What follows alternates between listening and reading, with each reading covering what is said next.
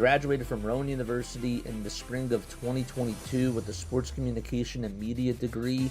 I got to actually call minor league baseball and G League basketball games while I was in school. And then I graduated, and as soon as I graduated, I went to NFL Films in Mount Laurel, New Jersey. And as much as I loved that experience, I miss putting on the headsets. I decided, you know what, talk is cheap. I have a laptop that's in my house, and so 21 months later, here we are, still on YouTube, calling games and building an incredible, loving community on here with the people that I call my Philly freaks with a capital P and a capital H. We go live for every single Phillies, Sixers, and Eagles game, and we do it like old school radio play-by-play style. I'm Jason Joseph, and this is Play-by-Play with JJ. I showed a swung on barrel. Get out to right field. Bye-bye baseball. That baby is long gone. Good evening, everybody. Welcome on into another edition of Phillies Play-by-Play here on Play-by-Play with JJ. My name is Jason Joseph. Hopefully you're all doing well and having yourselves a very fantastic day. We got some Phillies baseball tonight as they start off a 4-game set against the Washington Nationals out in the nation's capital, and they will be taking on the Nationals. There's the umpires gathering together.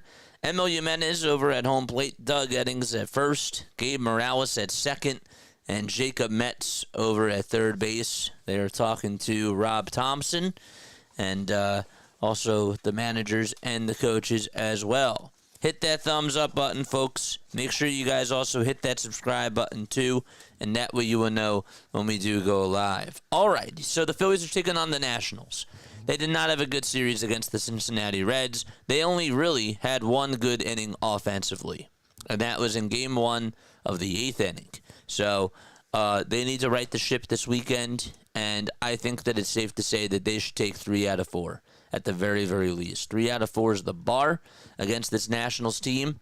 This team is 24 games under 500, meaning the Nationals, 48-72. They just have not played good baseball, and they're in a rebuild mode. That's essentially what it is with them. So there's no reason why they should not take 3 out of 4 against the Washington Nationals. Hit the thumbs up button. Subscribe to the channel, too. Make sure that you guys know when we do go live. Let's get into the starting lineups. Actually, before we do that, as always, tell me who your players are for the game, who's your standout player going to be, and what are your final score predictions as well. I would love to hear that down below. Brad Lord is going to pitch for the Washington Nationals. 10 starts this year, 3-6 record, and 85 innings of work. He has a 3.28 ERA and 70 strikeouts as well, along with 28 walks on the season. And so from Brad Lord, you're going to see four-seamers, sliders, sinkers, and changeups. But he basically throws the four-seamer about 54.5% of the time. Batters are hitting 250 against him. There's no reason why the Phillies should not pound this guy. There's no reason why the Phillies should let this guy off the hook. He throws a lot of fastballs, and he leaves a lot of pitches right down the middle, too. And if he mislocates his pitch, I mean, we should definitely see a schwarber tonight. It'd be great to see if Bryce Harper could get one, or even Trey Turner. But yes, alrighty. So let's get on into the starting lineups for the Philadelphia Phillies. We're going to do that right now. It'll be Turner, Schwarber, Harper, Realmuto, Marsh, Castellanos, Kepler, Sosa, and Stott in the Phillies starting lineup. All right, so what are your questions? The first pitch is swung on and missed. I said 3 out of 4 as the bar. I mean, like, they at least have to take 3 out of 4. What do they really have to do? Yes, they gotta sweep. Yes, of course. That's what we all want. But the bar is 3 out of 4. That's like the low bar. No balls, 2 strikes in the 0-2, and that's taken down for a ball. Turner, 7 for 15 this year against the Washington Nationals with a double, an RBI, and a run scored. Here's the 1-2 pitch. That's down for a ball. What are your final score predictions? Let us know down below. And who are your standout players for today? Hit that thumbs up button. Hit that subscribe button too. And turn on the notification bell icons as well. 2-2, ground ball hit over to shortstop. C.J. Abrams, and the throw over to first to Josh Bell is in plenty of time for out number 1. On the defensive side of the diamond for the Washington Nationals, they have Riley Adams catching, Brad Lord on the mound, Josh Bell at first, Jose Tena at second, and Paul DeJong is over at shortstop, and Brady House is at third. Dalen Lyle is out in left field, Jacob Young is in center, and Dylan Cruz playing out in right field. So there is one out in the top of the first inning. And Kyle Schwarber is coming up to the plate.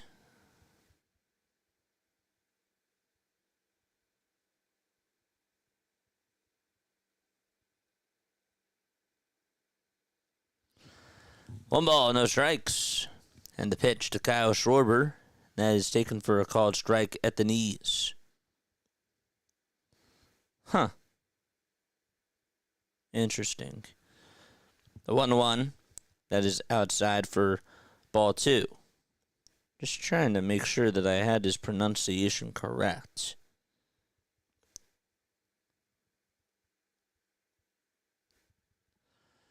Two-one pitch. And that's in there for strike 2. Right down the middle. It is DeYoung, right?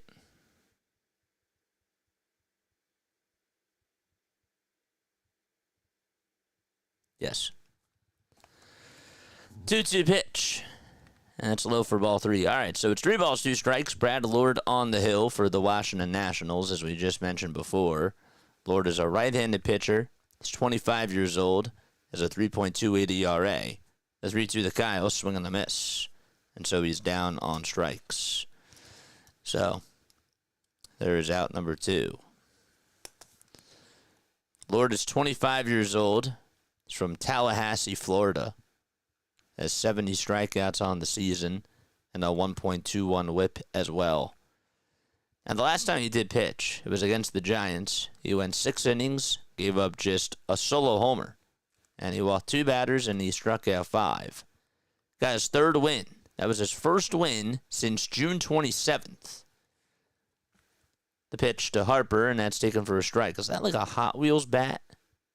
That's a pretty cool bat that Bryce has. 0-1. That's outside for a ball. It's like this red-orange gradient bat with a little bit of some fire on the edge. 1 ball, 1 strike. And the 1-1 is fouled away. It's pretty cool. What's up, Jason? How are you, my friend? 1 ball, 2 strikes. Harper hitting just .256 now.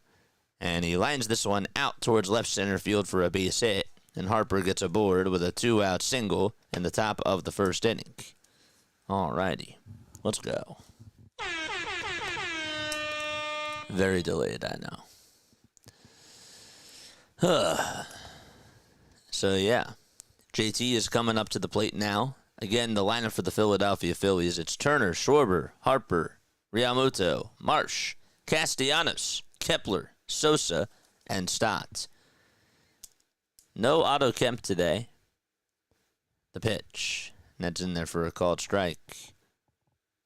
Wes Wilson is not in the lineup either, and neither is Harrison Bader. JT's average is up to .271. It's pretty good for him. 0-1, and he fouls it off his foot. How's chat doing tonight? Let us know down below. 5-2 Phillies. My player of the game is Schwarber. Anybody else want to give their final score predictions? 14-1 Nationals, says Larry. Better be joking. I'm looking for 8-4 Phillies. Hardcore says 10-3 Nationals. Gosh. You guys are funny. No balls, 2 strikes. The 0-2 pitch. Ground ball hit over to shortstop. The flip over the second, and the inning is over. It's a 6-4 fielder's choice. And we're going to the bottom of the first inning. out in D.C. I'm going to take a very quick step off. I apologize, but I will be back in about 45 seconds.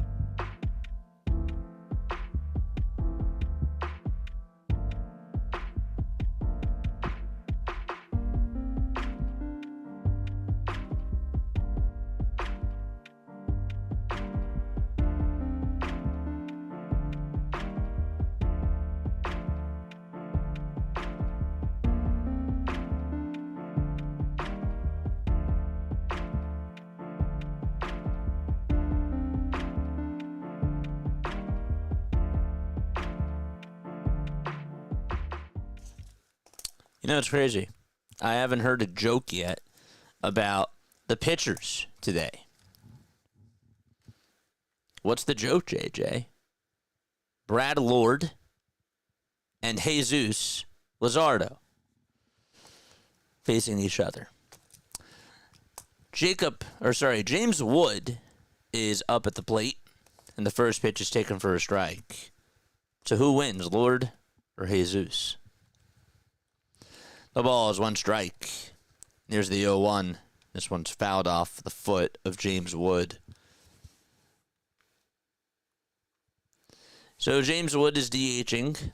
For the Nationals, they have Wood, Cruz, Bell, DeYoung, Adams, Lyle, House, Tenna, and Young in the starting lineup for them out at Nationals Park.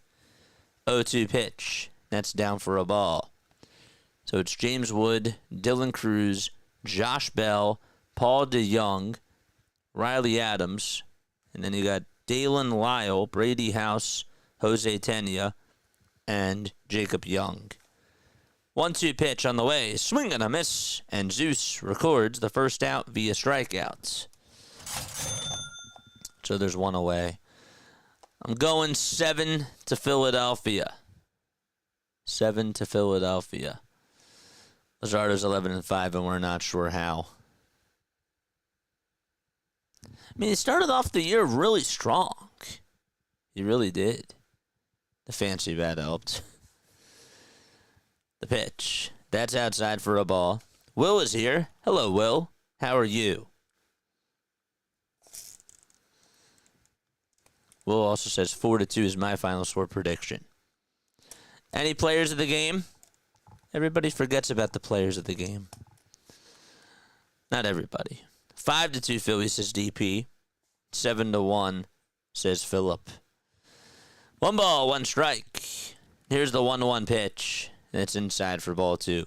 I think Zeus is actually going to win player of the game. You know, I think he's going to.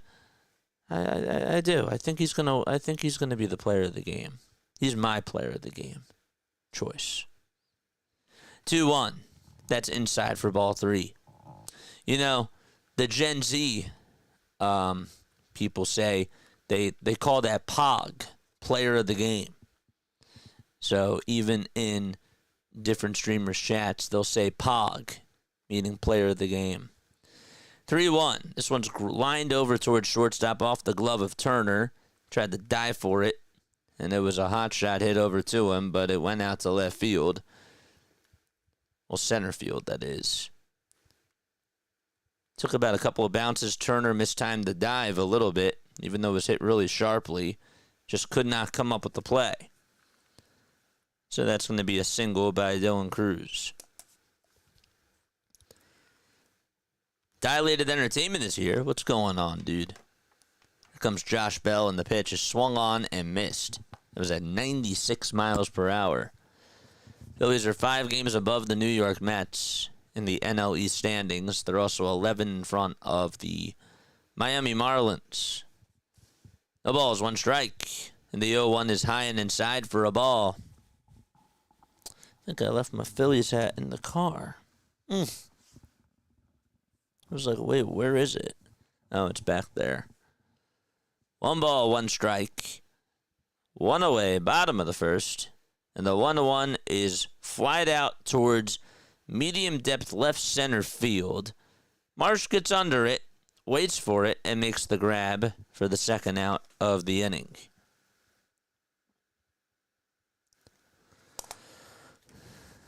Not a good start. Don't leave me, JJ. I'm back. I'm back, baby.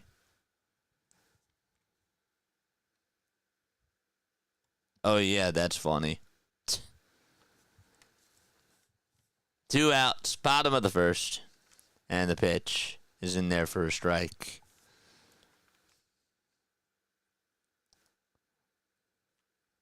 Desiree says I'm going to go 9-5 Phillies. Nice. The ball is 1 strike to Paul DeYoung. The 0-1 is up high for a ball. There's a guy that's in an Alec Bohm jersey that was going to his row. I think he's like the second row behind home plate. And no, it's the first. He's in the first row. The toss back over to first is not in time. But the whole point was that he was just sharing some smiles, and it was just interesting because there's like all these Nationals fans, and he's like right in the center behind home plate with his Phillies hat on. 1-1 pitch on the way, swing and a miss.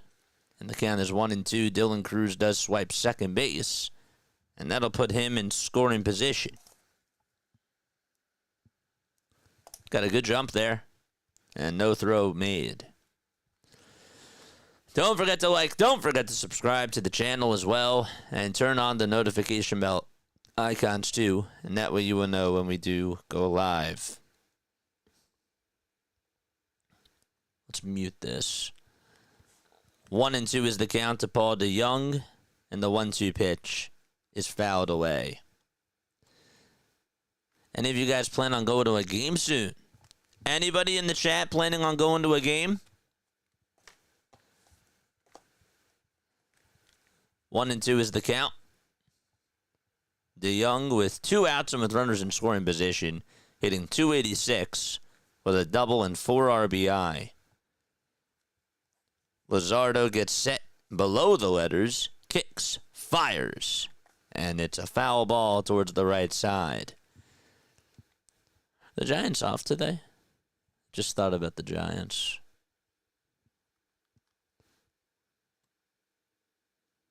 They are off today. 1 ball, 2 strikes. The 1-2 on the way, swing and a miss, and Luzardo gets out of the inning unscathed. And we go to the top of the second inning. No score between the Phillies and the Nationals. One last step off, and then I promise we'll spend good quality time together. Be right back.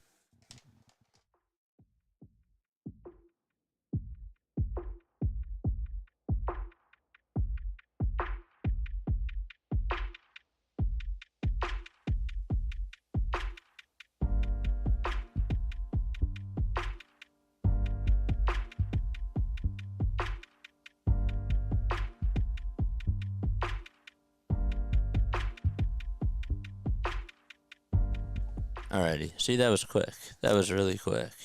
Nice. Of course. Well, when you go into the game? Just want a dang dub. A dang dub. I don't know why that's funny. I don't know why that's funny. I just want a dang dub. That's so catchy, but that's stupid funny. I don't know why. So yeah, anybody else going to the game? Or anybody else going to a game this year? Yeah. What's up, Katie? What's up, chat? Just got a notification that Nola will start on Sunday. That is correct. Also, that kind of reminds me that the Phillies are going to a 6-man rotation. But also, I was going to say something else. The Nationals did make some moves today.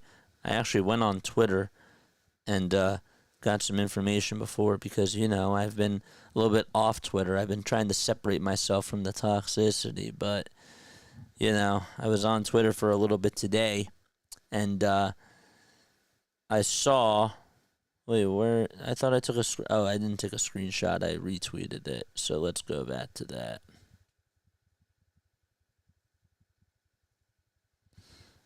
Where is it? So, yes. Dylan Cruz was reinstated from the 60-day IL, and they designated Nathaniel Lowe, the Nationals, for assignment. Here comes Brandon Marsh to the plate. The count is 1-0 to Brandon, and the 1-0 is popped up over towards shallow center field, and there to make the grab is Young for out number 1.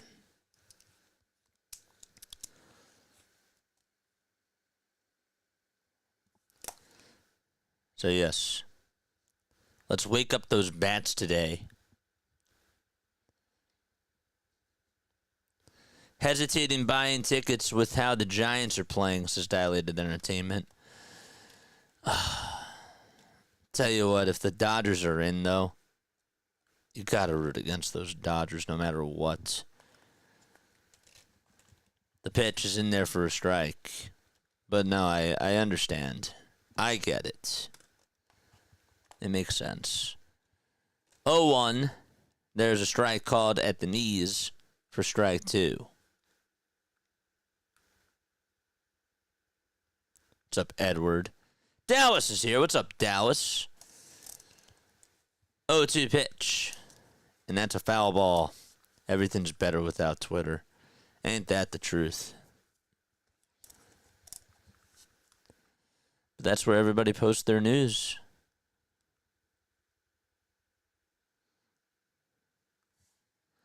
Oh, 2 on the way, swing and a miss. And there is out number 2. So Casty is down on strikes.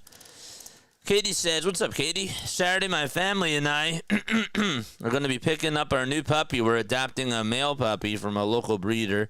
We named him Cooper. He's a male Labradoodle. Nice. A Labrador, I'm sorry. See, I told you hardcore. I told you I would mess up on saying something or mispronunciating something. Yes, a Labrador. It's cool. Max Kepler is up, and he lines this one out towards left field for a base hit.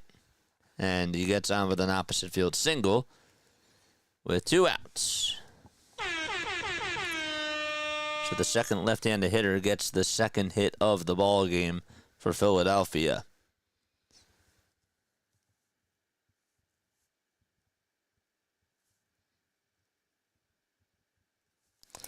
And that'll bring up Edmundo Sosa to the plate. We have the Marlins taking on Cleveland right now, as the pitch is swung on and missed by Edmundo Sosa. In a little bit, the Braves play the Mets tonight at 7:10. Then you got Tigers and Twins at 7:40, and then Diamondbacks and Rockies at 8:40. Here's the 0-1. This one's popped up over towards shallow left field. DeYoung is there. He'll make the grab, and the inning is over. The side is retired. So we're going to the bottom of the second inning already. Hit that thumbs up button, people. Subscribe to the channel. We're trying to get to 10K by the end of the year. We're trying to push for that 10K marker. We have some really cool things coming up. A lot of casts for sure. A lot of shorts you're going to see. You're going to see a lot of content on this channel, specifically during the next 3.5 months. Really, a lot of the work, a lot of it's going to be in September. It's going to be a busy September and October.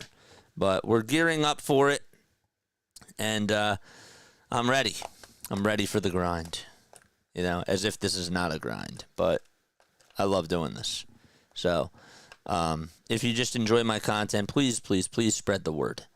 We're gonna go down swinging, trying to get 10,000 by the end of the year. But I would really appreciate if you guys just told other people, even in passing. People are like, JJ, what can I do to help out the channel? Spread the word. There's other people that are tuning on in that like love baseball, that can't even access the games. Same thing with the Phillies, same thing with the Sixers, same thing with the Eagles. And the least that you can do is just tell other people what we do at work, family, that type of thing. So I would appreciate that.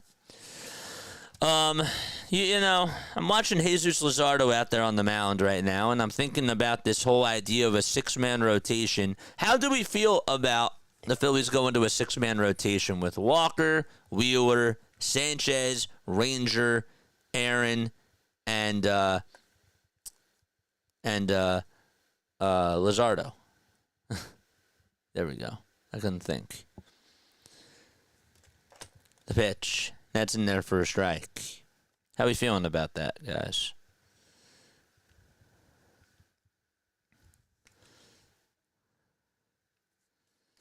The ball is one strike. And the pitch to Riley Adams is a foul ball. Here's the Blue Jays 1-2-1. We play the Rangers this weekend. Dude, your Blue Jays are red hot. You guys and the Brewers. If you want the best play-by-play, rock with JJ. Thank you so much, Michael. No balls, 2 strikes. The 0-2 is in the dirt for a ball. Never really talked about the Phillies' defense today. I apologize about that. Harper's over at first. JT is catching behind the plate. Over at second base, it's Bryson Stott. The third baseman is Edmundo Sosa. And then you got Trey Turner at short. The 1-2, foul ball. In the outfield, it will be Max Kepler in left. Nick Castellanos in center. And right, that is. And Brandon Marsh in center field. 1-2 pitch. Here it is. Swing and a miss. Jesus Luzardo with his third strikeout of the ball game.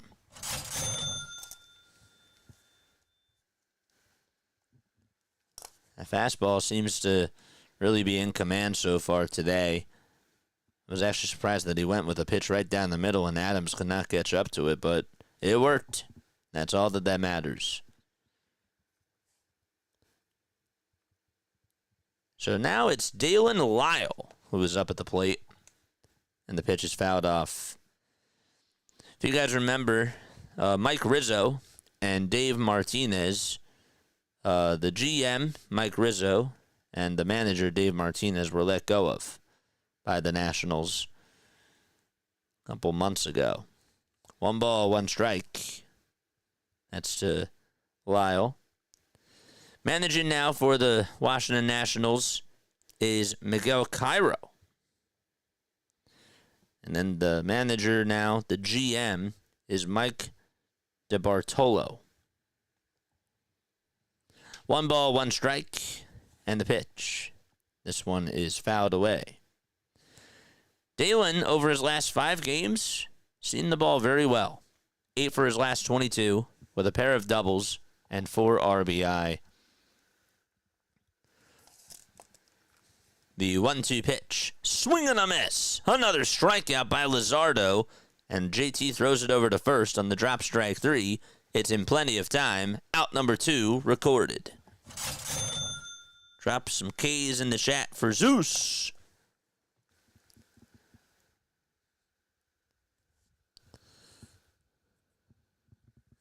Sounds good, Edward.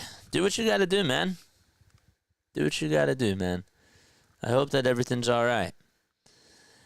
2 outs in the bottom of the second inning. And the pitch is swung on and missed.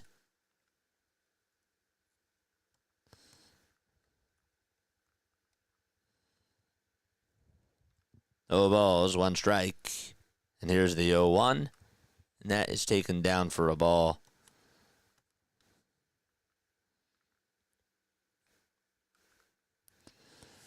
Here's the 1-1 delivery. Foul ball. Anybody else with their thoughts? I'd move Walker to the pen, keep everyone on their regular schedule, plus you got someone for long relief, says Larry. Anybody else have thoughts about the 6-man rotation idea? Here's the 1-2 pitch. That's outside for ball 2.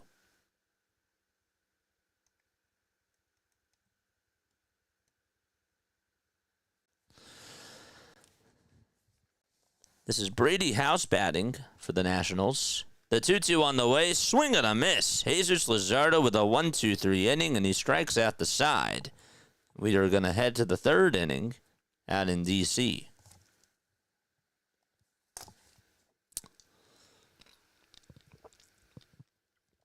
If you guys didn't know, I keep score. I do it. Why do I keep score? Because I don't always like relying on technology to do things for me or to just look at a screen all the time. I really don't. I think that it's good to still do things by hand. And I think that I remember certain things that way. And it's also just habit because when I was calling games in person for baseball, I would always keep score. I was always taught that keeping score was really important because you would just get into the habit of doing it. So rather than just seeing, okay, strikeout on the play-by-play on the site, it's just right in front of you. So I like it. I keep score my own way. I have my own code on things, and I can talk about that another time.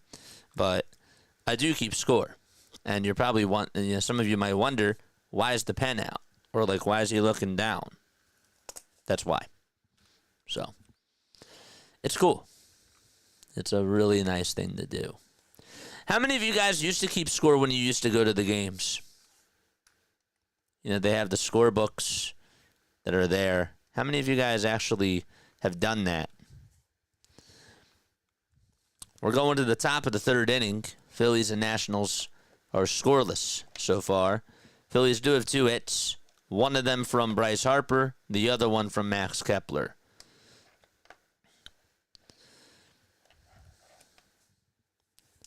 And now up to the plate is Bryson Stott. Stott's in the box, and the first pitch that he sees is taken for a called strike. I agree, Edward. I agree with that. I have no clue. I remember getting programs at the game for $5. Yep. The pitch. And this one is swung on and missed. Keeping score keeps you more connected to what's going on in the game. I agree with that. It allows you to focus more, and it allows you to pay attention, and it's just a cool thing. 0-2, and there's a foul ball. Sometimes, when I'm looking at a certain play, and I see on the screen grounded into fielder's choice, if I write it down, that fielder's choice could have been an error, And it's oh my gosh, I forgot about that. But just writing it down, it helps me remember other things that happened during the play, not just that it ended up being ruled as a fielder's choice. There was more that went into that. 1-2 pitch. That's outside for ball 2. I used to keep the books when I was in high school. That's cool. I still have some scorecards. 2-2 pitch. Line drive. Fair ball down the third base line. Stott's going to get an easy double out of this, and he is standing up at second base. They played on the pole. The third baseman was at the shortstop position, and Stott, to his credit, able to go the opposite way. That's the first extra base hit by Philadelphia, and a very good swing by Stott. When he was looking at the ball, he actually didn't see where it ended up going until the very last second. Then you could see his eyes move and was all right, I got it down that third base line. Here comes Trey Turner, and the pitch is grounded over towards the left side of the infield, and everybody's going to be safe. Lord wouldn't have been able to make the play. It sort of softened up on the roll. Stott dove on into third base. It went into no man's land, and Turner gets on with an infield single. Alrighty, here comes Kyle Schwarber to the plate. Drop the king emotes in the chat. The crowns.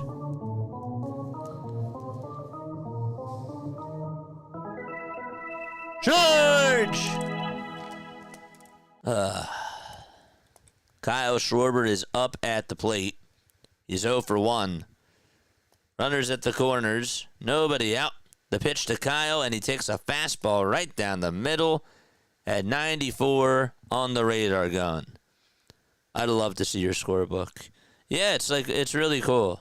I'd have to show it to you without the green screen filter. I think I posted a picture of something a couple weeks ago of one of the scorecards,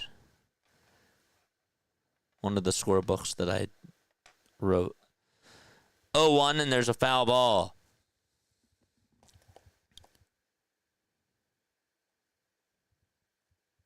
No balls, 2 strikes to Kyle Schwarber. Lord with 36 pitches. He's in the jam. Turner's at first. Stott's at third. And the 0-2 is outside for a ball. Every year I had to get my programs, yearbook and media guide. It's cool. Travis says they didn't like me keeping stats. If it touches with your glove and you don't make the play, it's an error. 1-2 to Schwarber, swing and a miss. He's just been in a funk lately. And so, another strikeout against Kyle Schwarber. Got a changeup there. And was thinking fastball. The timing was off. Sort of took a jab at it.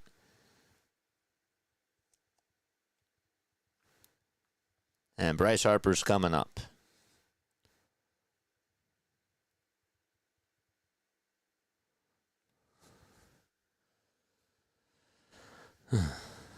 I kept score a couple times when I was young, but got bored with it. Plus, there's so many distractions at the stadium, scoreboard, fanatic, etc. Here's the pitch to Bryce. That's low for a ball.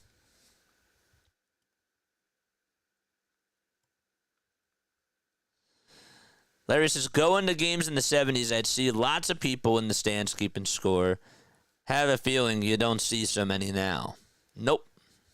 You don't. 1-0 pitch. And there's a foul ball.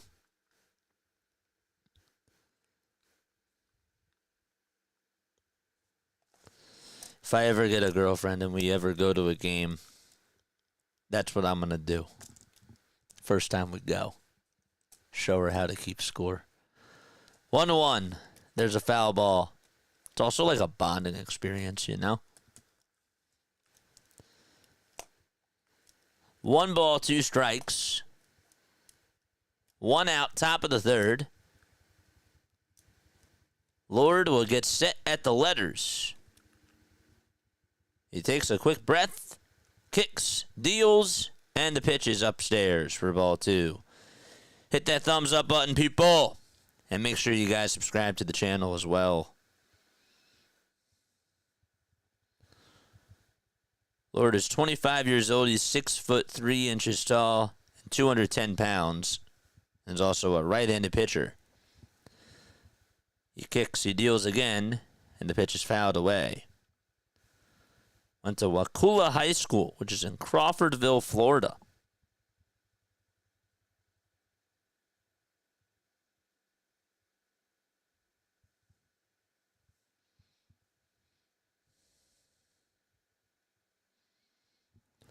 Two-two to Harper, and that's a foul ball.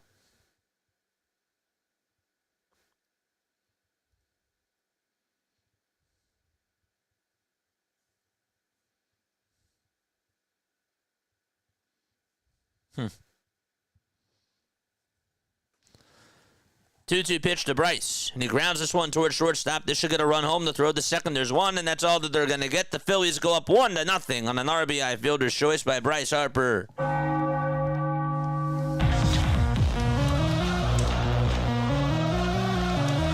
take it. Put the ball in play.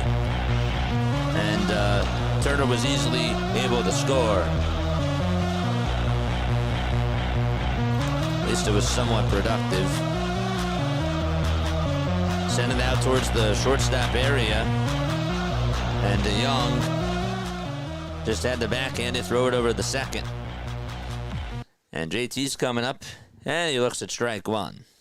1-0 Phillies on an RBI fielder's choice by Bryce. And he's over at first base.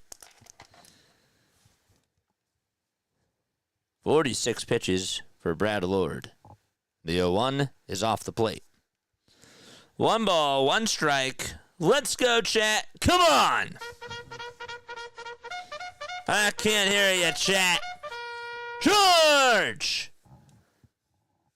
1-1 is the count. The next pitch. This one is popped up over towards the first base side. In foul territory, Bell is there in front of the Phillies dugout, and they'll make the catch. And the inning is over. The Phillies do, however, get a run on an RBI fielder's choice by Bryce Harper. And they lead it 1-0. Bottom of the third, coming on up. JJ posted the scorecard before. I think it was the first one he did starting the channel. I think that you're right. I think that that's what it was. Or was it Marlins versus Philly? I forget. I don't know. Yeah. King Kyle has been off lately. Yeah. If I'm ever in a relationship, I'm going to make sure she knows I'm the boss and she needs to respect my authority, says Perky Sanderson. Okay. Well, that is probably a good thing, too. That's, I mean, like, you want to make sure that she respects you, but, yeah, that's all I'll say about that. JJ, don't do it. Dating could eventually lead to marriage. The number one cause of divorce is marriage. In return, she takes JJ to a knitting class, calls it a bonding experience. You guys are funny. You guys are really funny. Nothing gets women than learning how to keep score of a baseball game. Well, I mean, I treasure quality time with people. You know, my love language, and I've learned this over the last, 4 months. I like gifts. Don't get me wrong. Gifts are really nice. But the best gift to me is spending quality time. I like getting to know people. I like one-on-one conversations. And this is why I like this relationship that you and I have here. Because we get to bond. We get to do something that's really unique.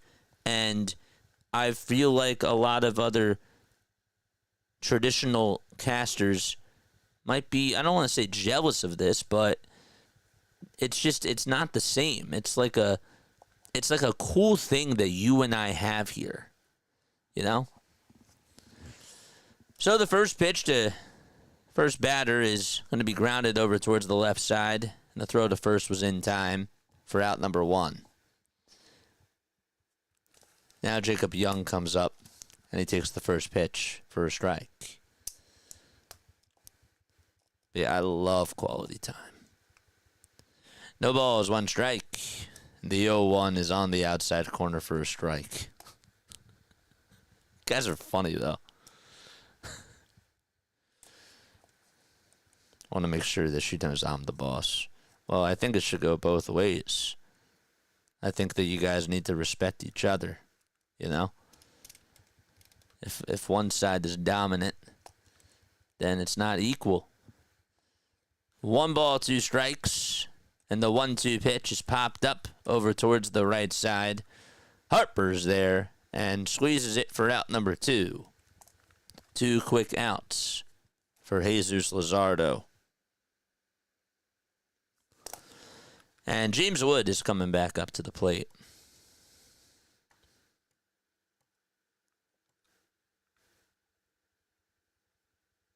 I mean, I wouldn't just do that, but I would want her to get to know, like, the sport. I don't know. The pitch is in there for a strike.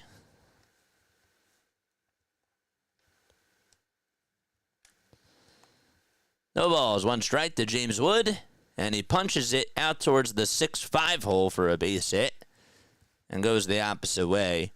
And so there's a 2-out opposite field single. You guys are funny.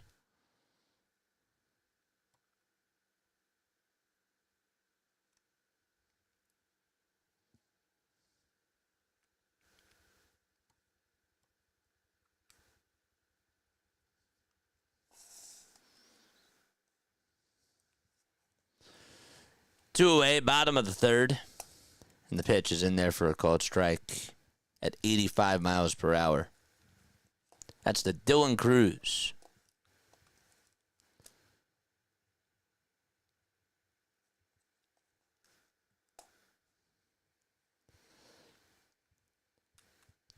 Two outs. The 0-1 is up high for a ball.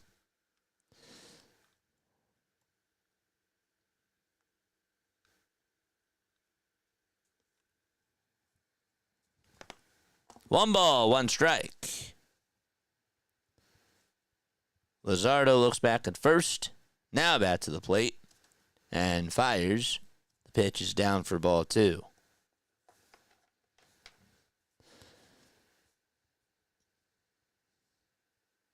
But yeah, quality time.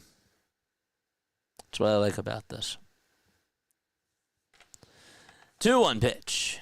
There's a fly ball. This one's hit out over towards right field. Castellanos is there. Moves towards his right side. Makes the grab. And so we go to the 4th inning. Phillies lead at 1-0. And Marsh will lead things off for Philadelphia. Hit that thumbs up button. Hit that subscribe button. And hit that notification bell icon too. She learns how to keep score. You got to do an activity she likes and really pay attention and learn to appreciate it. That's correct. That is correct. Absolutely. Cheers to that. But no, seriously. Just the timing of that was funny. JJ needs a girl that will eat baseballs. Braves and Mets are underway. They are in the top of the 2nd inning. Braves have a runner on over at second.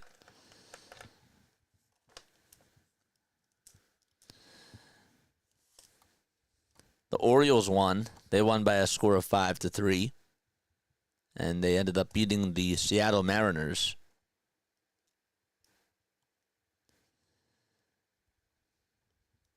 Blue Jays also beat the Cubs today. We heard that from a little birdie, a.k.a. Dallas Mod Girl. 2-1 final score out at the Rogers Center. And those are all the final scores. Diamondbacks play the Rockies at 8:40 p.m. Eastern Time. Tigers play the Twins at 7:40. And that's all baseball today. The Marlins and the Guardians are tied 3-3. And yeah, that's pretty much it. Did I open up Ricks? I did not do that. Whoops.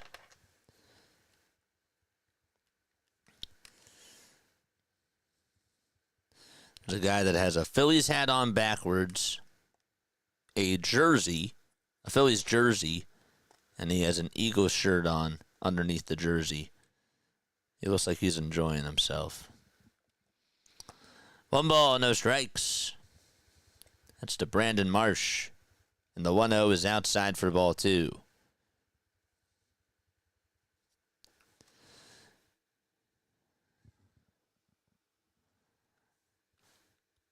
I went to Nationals Park last year on my birthday.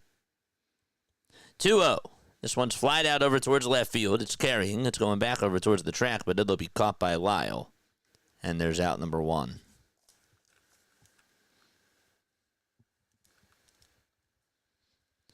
Last year when we went, though, it was really hot.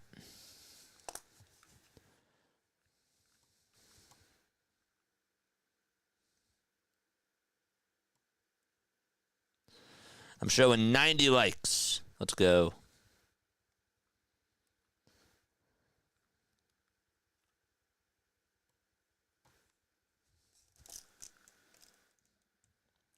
One ball, no strikes, and that's to Nick Castellanos.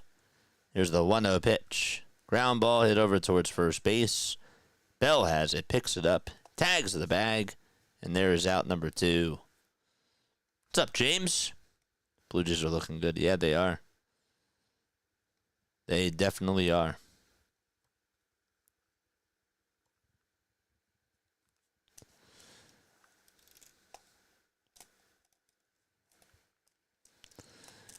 Two out, top of the 4th. Max Kepler is up at the plate.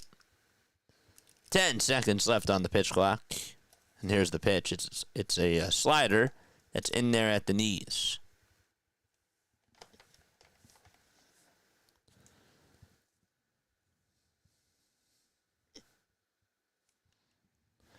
Oh, 1 inside for a ball.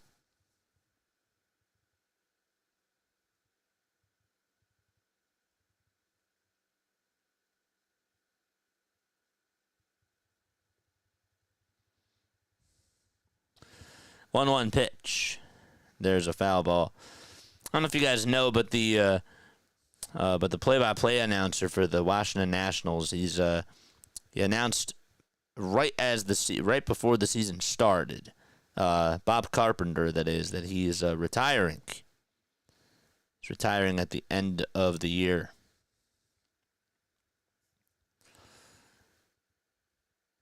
You know, like we talk about, some of the greats, like Carey, Vin, Jack Buck, and so many others. I tell you, Bob has had a pretty good career. He's really good at what he does too. 1 ball, 2 strikes. 1-2 to Kepler. This one is floated out towards the left center field side, but it's caught by DeYoung, and the inning is over. We're going to the bottom of the 4th inning. 1-0 Philadelphia.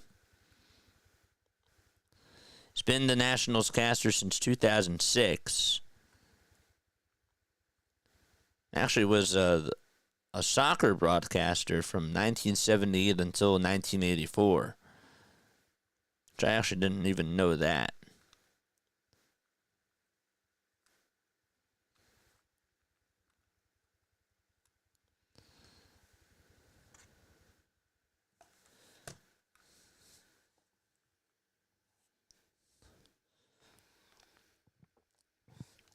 But yeah, Bob is good. What else? What else is going on, chat? The offense has to wake up. I mean, there's no excuse why the Phillies have only gotten 1 run against Brad Lord so far.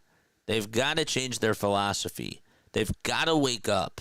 They need to put together long at-bats where they're just able to make Brad work. I reference this all the time. That's the one thing that I really liked about the 2022 Phillies. And I don't see it enough. Now, is their chase rate down this year compared to what it was last year? Absolutely it is. Are they playing more small ball this year than they were last year? Yes. But it still is not fluid. It still is not, I don't think, to a lot of people's liking. And that still has to be improved upon. It just does. Now, Harper coming up with the RBI fielder's choice, whatever there, and Trey Turner getting the infield single. Like Turner's infield single was small ball and Stock going the opposite way. I don't really know if you consider that to be small ball, but they got a run there. But I don't want to see Harper grounding into fielder's choices or just hitting sac flies. That's not what we paid Bryce Harper to do. 1 ball, no strikes, and that's to Josh Bell, and the pitch is swung on and missed. Luzardo pitching for the Philadelphia Phillies.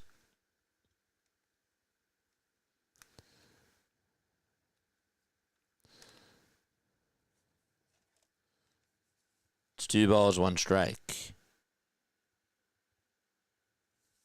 JJ, isn't it a Bob Carpenter center, Newark, Delaware, on behalf of him?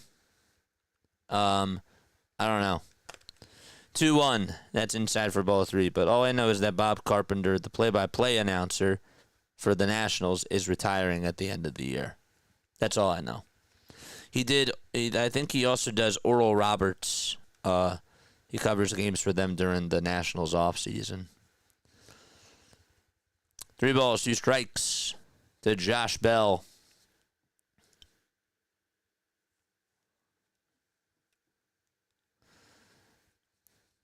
Here's the windup and the payoff pitch. This one is floated out towards the outfield grass towards second base, and Stott's there to make the grab for the first out. What's up, Jason? I would like 2 to 4 more runs to be safe, says Don. Yeah, I just feel like that they have to be putting up better at-bats. I don't know. The pitch, this one is flied out towards deep left field. Kepler goes back, and it is gone. And now the game is tied 1-1. Paul DeJong gets his 5th homer of the season and ties it up 1-1 in the bottom of the 4th on a mistake thrown by Zeus. We are knotted up at 1 apiece. Where was this pitch? This was a pitch that was supposed to go a little bit towards the inside corner, and it was just left out over the center and heart of the plate. And DeJong was just able to extend his arms and put it into the Phillies bullpen. So 1-1 score. Riley Adams comes up, and he takes ball 1 up high. We got 320 people watching. Make sure you guys hit the thumbs up button and subscribe to the channel as well. 1-0 pitch. There is a ball that's called outside for ball 2. My rules for the chat. Keep it clean. Don't spoil the game. And don't spam the chat. That's it. It's a family-friendly chat. I try to keep it that way. 2-0, and there's a swing and a miss. That was at 96 miles per hour. If you spoil the game, and if you curse, you're going to be warned by our mods. And mods, if they keep doing it, you know what to do. 2-1 pitch to Adams. That's on the inside corner for a called strike at 96 miles per hour.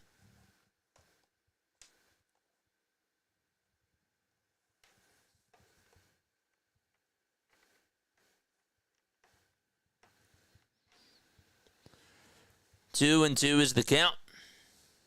1 away, bottom of the 4th. And here's the pitch. It's grounded foul towards the third base side.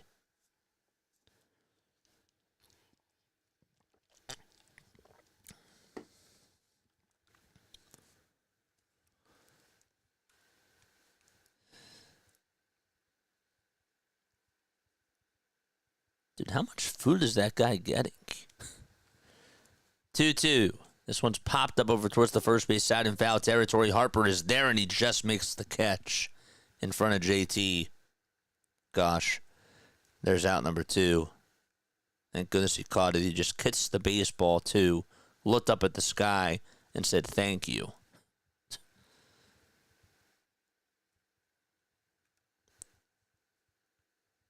JT sort of lost it, and then he just stood there, and Harper was just able to catch it. I mean, like they're not even talking, nothing like that. 2 outs, bottom of the 4th, and the pitch is swung on and missed.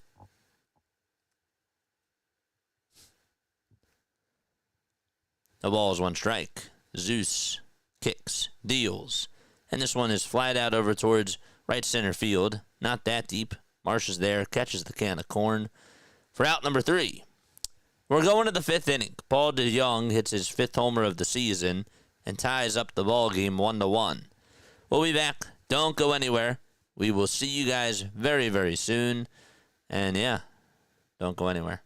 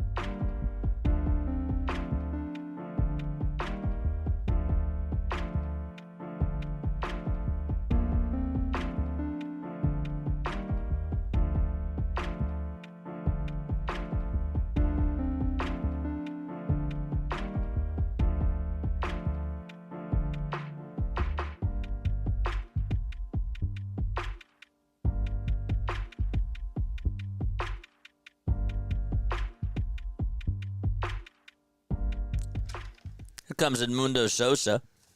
And the pitch is low and outside for ball one as we start off the fifth inning. So the Phillies were up 1-0. Bryce Harper had an RBI fielder's choice to make it 1-0 in the top of the third.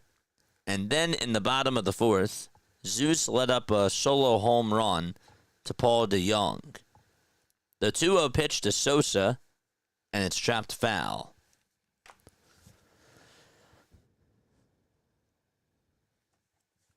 And that makes the count now 2-1.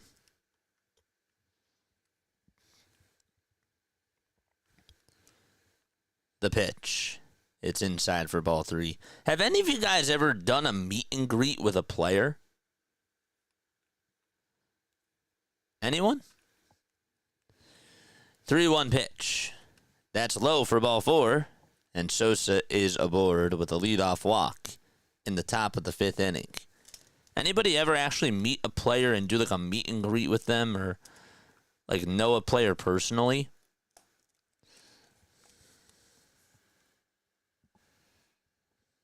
Or former player? Doesn't even have to be a player right now. Bryson Stott is up at the plate. And Stott takes a pitch that is called inside. Don't forget to like. Don't forget to subscribe. We have 105 likes on here. Let's get those likes up. Let's keep going. I may have had to refresh the page. We're at 117. Let's go. 1-0 pitch. That is down and in for ball two. Max is here. What's going on, Max? 2 balls, no strikes. Top of the fifth inning. Brad Lord pitching against Bryson Stott and the Phillies. Anybody want to share a story that they've had interacting with a player? The 2-0 is in there for a strike to throw to second base, and Sosa is dead out. Adams made a good throw. Sosa got a bad jump, though, and he was absolutely late.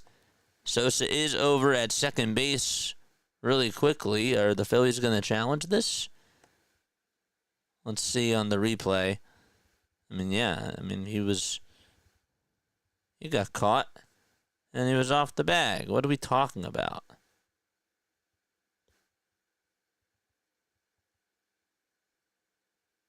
Yeah, he's out. So they don't challenge it. 2 balls, 1 strike.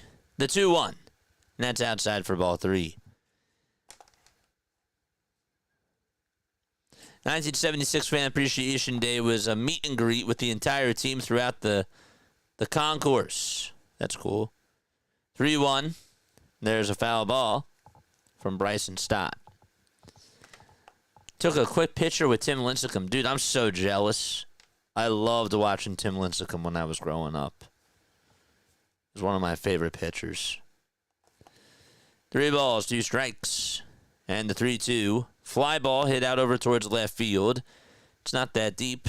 And the left fielder gets under it, Lyle, and will make the catch for the second out of the inning. I can understand what Sosa was trying to do, but he just got such a late jump trying to go on over to second base.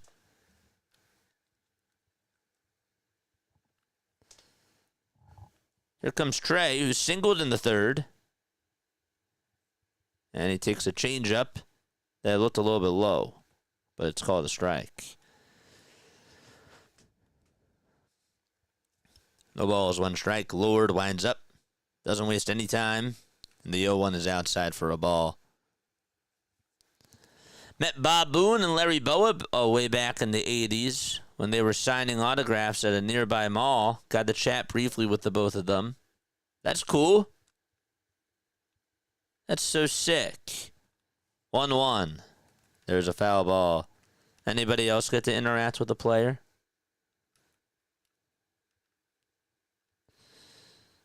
One-two pitch.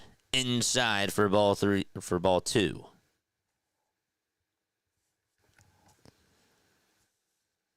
The Tim Lincecum one, that's a good one. 2 balls, 2 strikes to Trey Turner. In the 2-2, he breaks his back, rounds it over towards shortstop, and the throw over to first, and Turner beats out the throw. That bat went flying. I mean, it got in on his hand so badly that the whole barrel of the bat just went on in towards the Phillies dugout, and it was, I don't know what the exit velo of that was, but that was very, very quick. But Turner with 2 infield singles today, that got him just right above the hands. And Schwarber is going to come on up to the plate right now for Philadelphia. Let's go.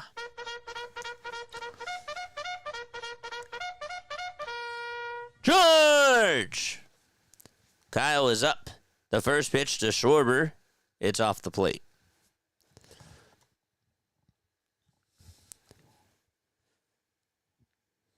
Yikes.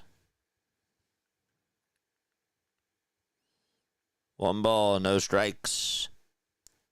Lord kicks, fires, outside for ball 2. Guys, please make sure that you go follow Max Coverage TV. If one of my mods wants to drop a link down below, that'd be great. May have interacted with a couple Eagles players back in 2013. What do you mean may have? You got to be specific. 2 balls, no strikes. The 2-0 pitch. That's outside for ball 3. Ryan Howard said hi to me at the World Series parade. That's so cool. Yeah. I like Ryan. I met him last year. 3 balls, no strikes. To Kyle Schwarber. The 3-0 on the way, and he takes a slider in there for strike 1. My sailboat was on the same dock by the Ben Franklin as Bernie Perrant. Really? He was just a guy that gave autographs. Nice enough, I plumbed a new pump room for Kenny Chesney. Tipped well. Huh. That's cool.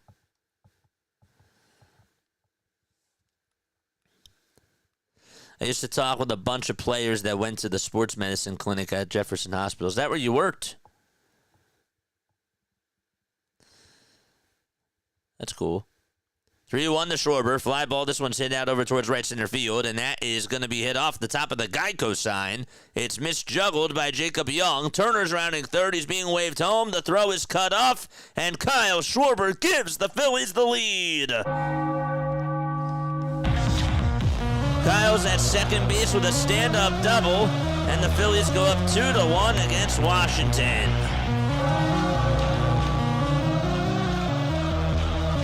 RBI number 98 on the season for Schwarber.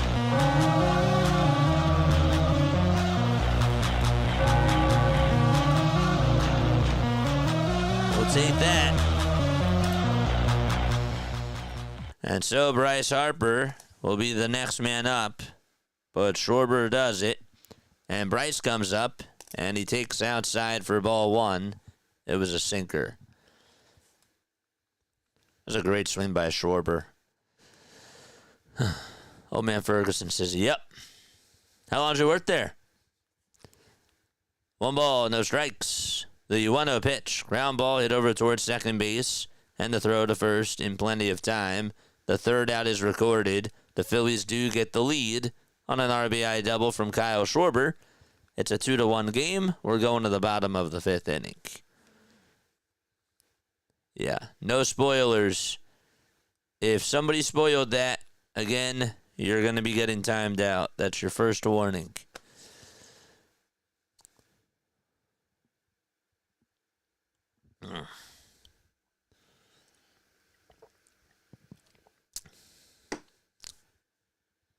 My daughter got to meet Ranger a few weeks ago. Really? That's cool. Ranger Suarez. I know I keep saying that's cool. But it is really cool. I mean, like, that's such a cool thing. To be able to meet, like, one of your idols. To be able to meet an athlete that has a lot of success. And, you know, as long as they're nice people, too. It's just a really cool thing. And it's awesome.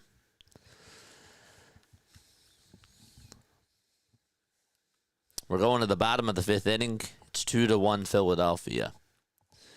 As we mentioned before, the Phillies are going to a 6-man rotation once Aaron Nola does return on Sunday. Nola's lined up to pitch against the Nationals. He's returning from a right ankle sprain. So that means that Ranger takes the mound Monday against the Mariners.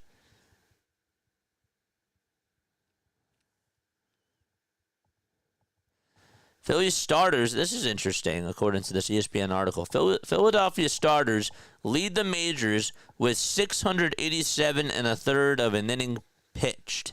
Sanchez is up to 150 and 2/3, and Wheeler is at 144 and 2/3. Interesting.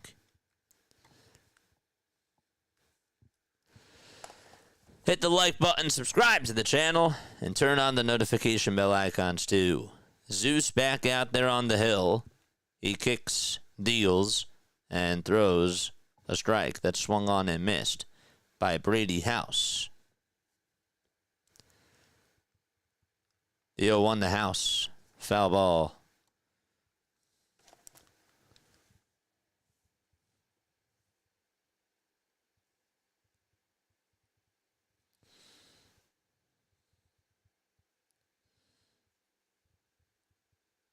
Oh, 2 on the way, swing and a miss. And another strikeout from Jesus Luzardo. That's his 6th.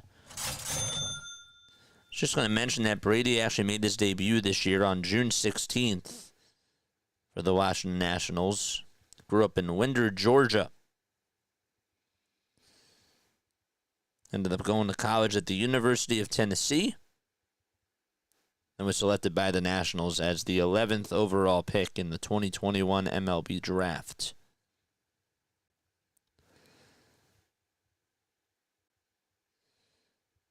The ball is 1 strike. And the pitch. Swing and a miss.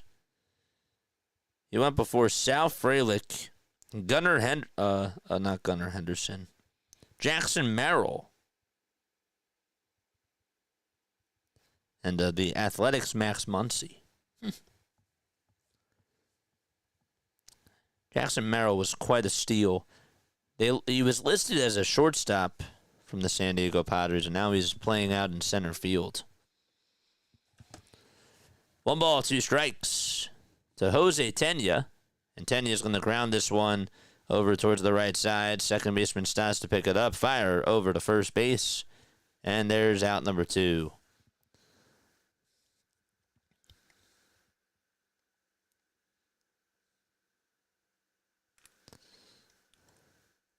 Jackson Merrill eats at a restaurant I work at.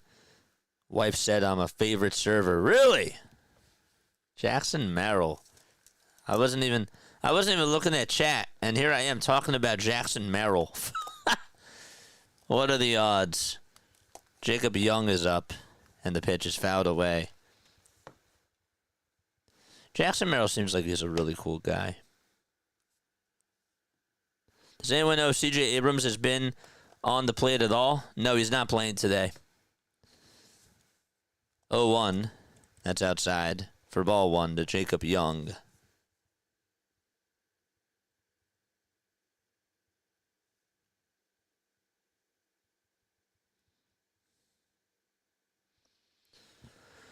One pitch.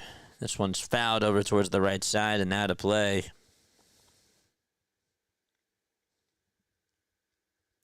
Tell you, Young has a lot of speed. 56 stolen bases so far in his career. He made his Nationals debut, though, in 2023. Just has to get on base more. 1 ball, 2 strikes. And the 1-2 pitch is low. It was a slider.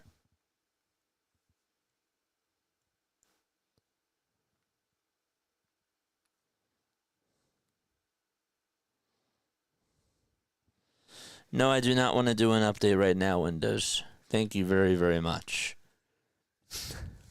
They asked me if I wanted to do an update now. No, thank you. I'd rather wait till after I'm done streaming. 3-2. This one's grounded over towards shortstop. Trey Turner picks it up. throws it over to first, and we are going to the 6th inning, 2-1 Phillies. And JT will lead off the 6th inning when we return. When I was a kid, I saw Mays and who was that?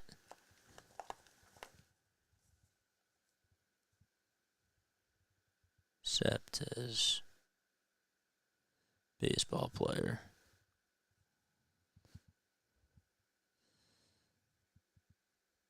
It's definitely not Yoenis Cespedes.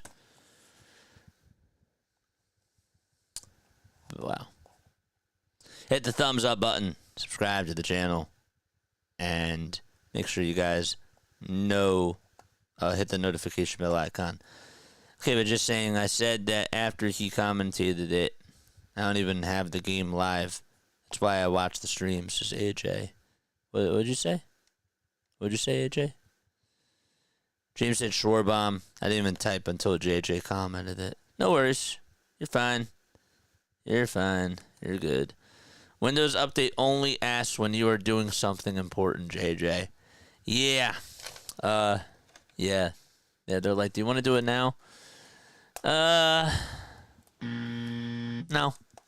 I don't think I'd like to do that right now. But it happens, I guess. 2-1 Phillies, 6 hits, no errors. Nationals have 3 hits, no errors as well. Tomorrow night, the Phillies will be sending out Zach Wheeler on the hill. He's going up against Mackenzie Gore. Gore is 5-12 this year with a 4.09 ERA. He did really good in his last outing against the Giants. 6 innings, 3 hits, 10 strikeouts. The outing before that, though, against the Athletics, 3 innings, 12 hits, 8 earned runs, including 2 homers. JT comes up, and he looks at strike 1.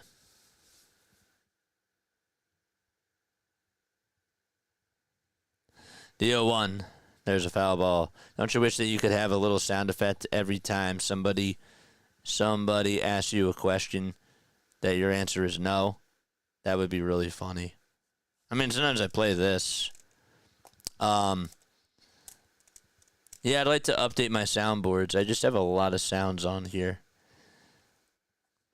From the space that I have. But I should do that. 0-2, there's a foul ball. But no, I think that's funny. No balls, 2 strikes. We're in the top of the 6th inning. Shout out to my aunt.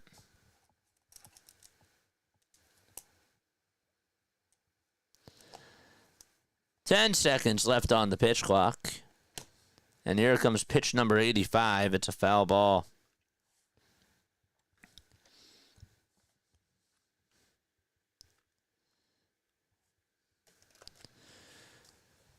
No balls, 2 strikes.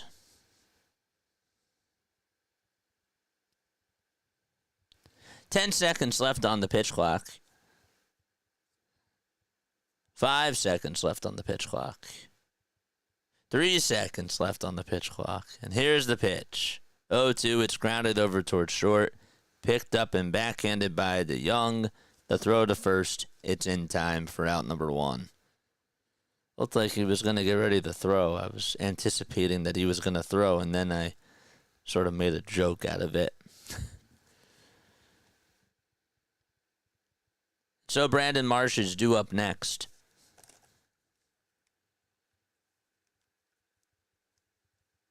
Anybody work out? Pitch to Brandon Marsh. Ground ball under the glove of the third baseman out to left field. And Marsh gets on with a opposite field single out towards left field. Thing just went under the glove of the third baseman. I mean, it was hit pretty sharply, but third baseman just could not knock it down.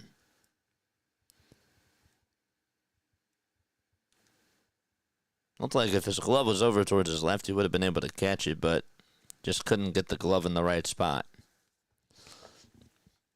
Nick Castellanos comes up, and he lines this one out to right field. And a diving catch by Cruz for out number 2.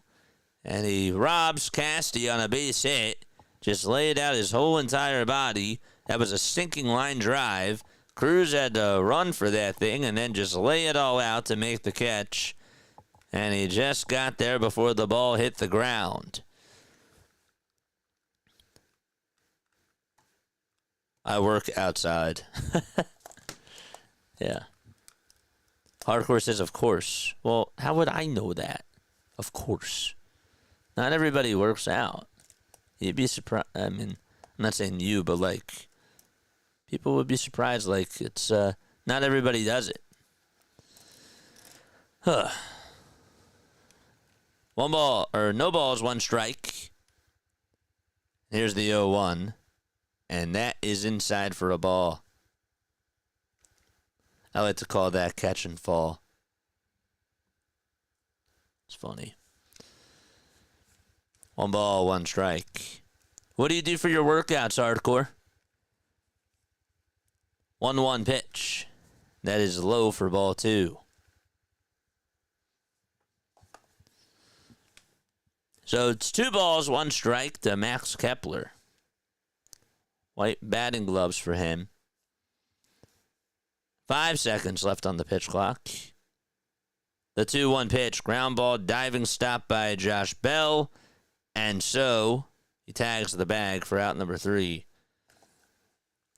And the inning is over. All right, so we're going to the bottom of the 6th. Of course, was about Casty getting an out. Gotcha. That makes more sense now.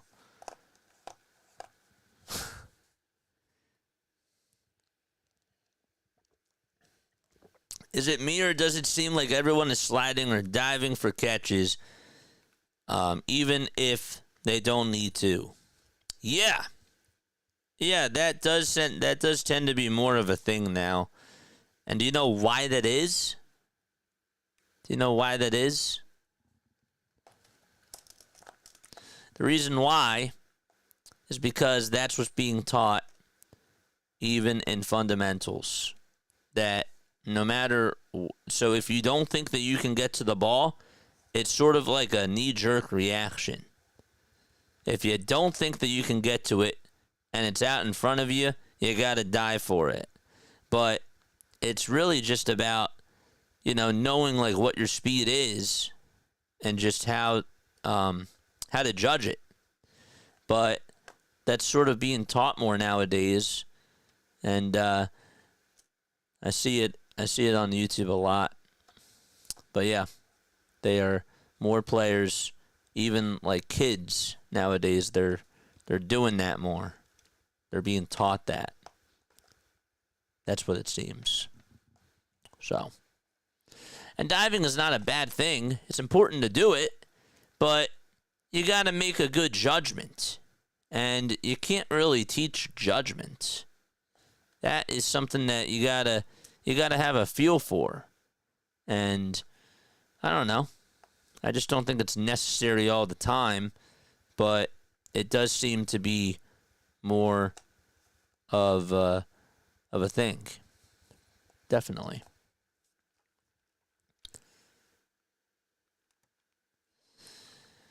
It's 2-1 as we go to the bottom of the 6th inning. James Wood is up, and he swings and misses at a pitch that's inside, and the count is 0-1. Wood is 1 for 2. No balls, 2 strikes. Here's the windup and the 0-2. It's outside for a ball.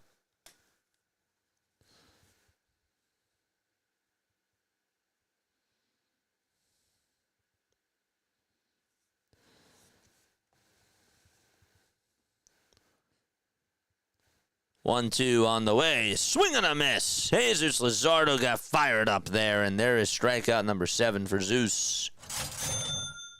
And out number 1 made. Also, analytics says dive for the ball. I'm just saying. I'm just joking. We make jokes about analytics all the time.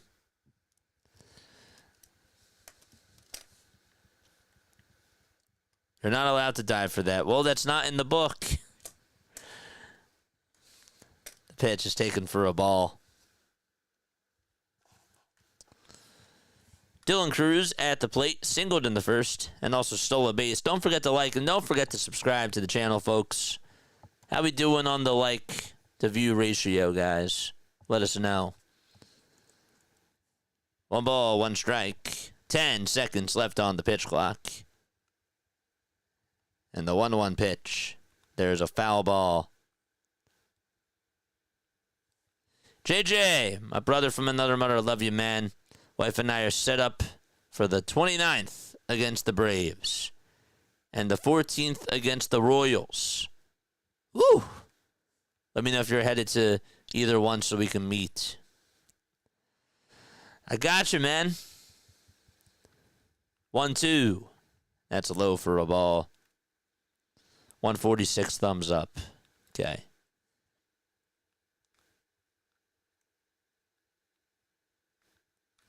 Analytics says it counts extra if you leave your feet. Cole Henry and Jackson Rutledge warming up in the Nationals bullpen. 2-2. There's a foul ball. I'm so used to... It's funny because with the both of them, I'm so used to saying the Blue Rocks bullpen. That's 3 years ago, JJ. There can't be Blue Rocks forever. The 2-2. That's inside for ball 3. For those of you that don't know, I called games for the Blue Rocks when I was in college, and I graduated in 2022. And so the Blue Rocks are the minor league, one of the minor league affiliates of the Nationals. They play out in Wilmington. 3-2 pitch. It's outside for ball 4. And so there's a 1-out walk here in the bottom of the 6th inning. And that pitch was outside to Dylan Cruz. 1 out in the bottom of the 6th inning. And Josh Bell comes up to the plate. And Bell's going to ground this one over towards the left side of the mound. The throw to second. There's one. The throw to first. Oh, what a play by Zeus. That's a 1-6-3 double play. And the inning is over. We're going to the 7th inning. Phillies up 2-1. Zeus had to get over towards the left side.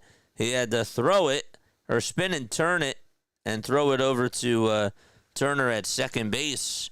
And then Turner fired a strike over to first to get Josh Bell out. So we're going to the 7th inning. Be right back. Don't go anywhere.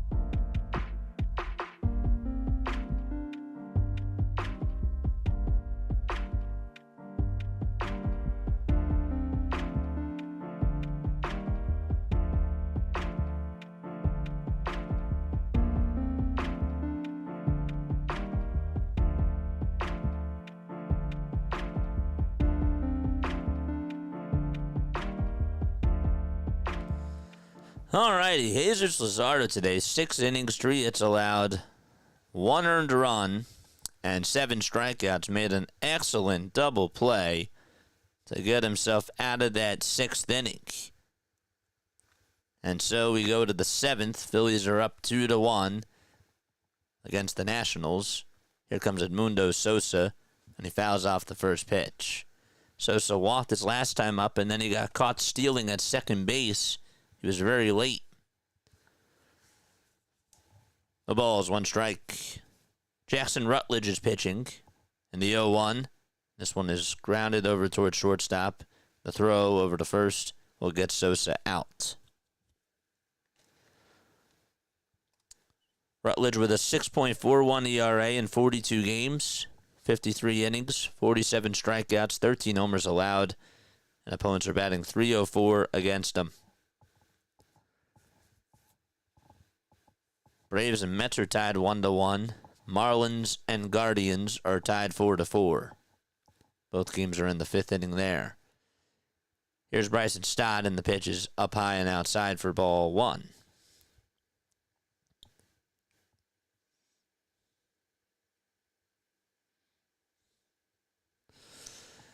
The count is 1-0. The pitch on the way, and that is on the outside corner for a called strike.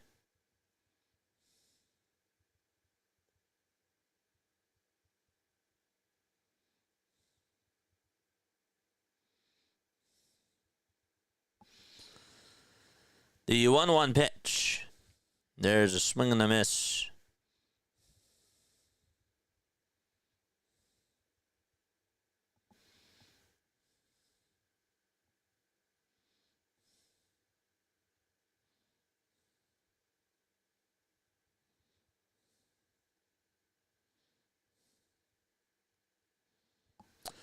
One, 2 on the way. Up high for ball 2. And Stott had to dodge out of the way of it and step out of the box.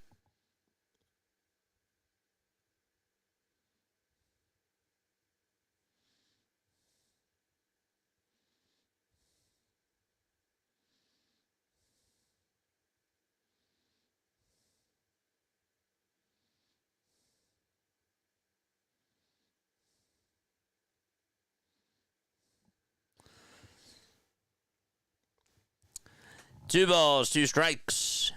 And the pitch on the way. Swing and a miss. And there is out number 2.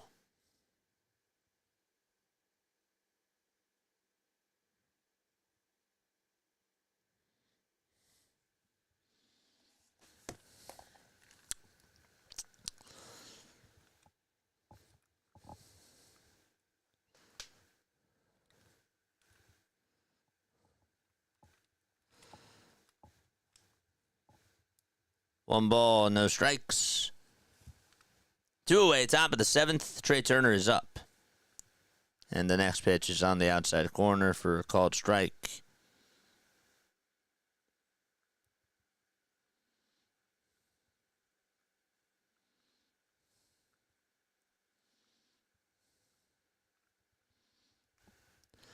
Two-0 pitch on the way.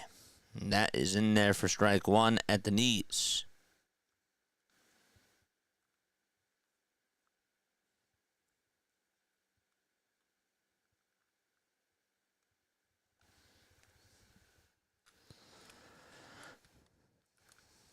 Two balls, 1 strike, and the next pitch is swung on and missed.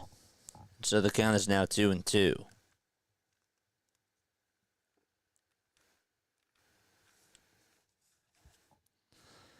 The pitch on the way. This one's grounded over towards shortstop, and Trey Turner is going to get on with his 3rd infield single of the night. It's another slow roller, and Turner just smiles. He's like, I don't know how I'm doing it, but guess what? I'm getting on base. I mean, he got on top of the pitch. Looked like it was a fastball. He was just able to sort of bounce over towards shortstop, and it had a very slow roll to it. So there's 2 outs and a runner on over at first. And we're going to have a call to the bullpen. And a pitching change will be made. We'll have a new pitcher coming on in for the Washington Nationals. And he will be facing Kyle Schwarber. Looks like Shinosuke Ogasawara is going to go out there the pitch for the Nationals. This is his rookie year. He started in 2 games. He'll be making his 7th appearance. He does have a 6.43 ERA and a 1.71 whip as well. Bowman's 1 for 3 in Lehigh tonight. That's cool. Hit the thumbs up button, subscribe to the channel, turn on the notification bell icons too, and that way you will know when we do go live. Anyone see the Braves' 4th against the Mets yesterday? What a Mets collapse. Glorious. Yeah, I called it live. I think I was the one that told you about it. That was crazy. That was wild. That was one of the most bizarre things I've seen in a while from the Mets. All right. I need a home run here. I do. I need a home run here. Guys, we have not gotten 1 sub today. Not 1. If you guys have been shadow watching today and you have not subscribed to the channel, I mean, I don't know how else to convince you. I really don't. But it's just a nice gesture. I would really appreciate that. Love to see the Mets falling apart. MLB posted the whole thing, says John. I'm sure that they did. That was crazy. Ogasawara is going to come on in to face Kyle Schwarber. First pitch, swing and a miss. 27 years old from Japan. No balls, 1 strike.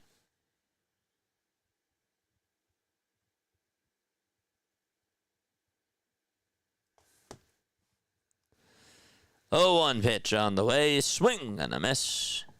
And the count is 0-2.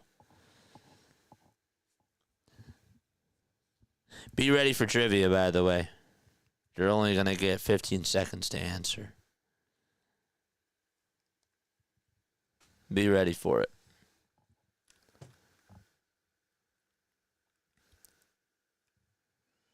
No balls, 2 strikes. Schwarber in the box.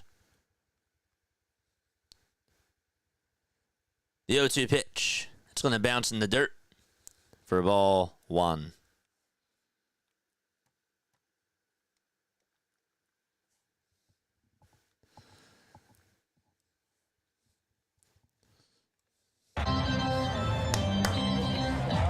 I'm ready. Come on. 1 ball, 2 strikes. The toss bat to first. It's not in time. Are you ready for this trivia question? You better be.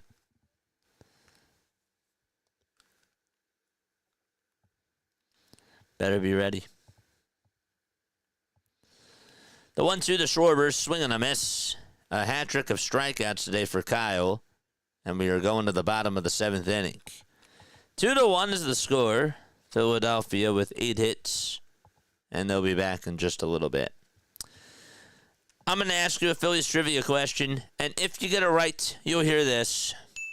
If you get it wrong, you'll hear this. Okay. Which Phillies player in 1950 led the National League in RBI? Very famous Philly. But you gotta go back. Which Phillies player in 1950 led the National League in RBI?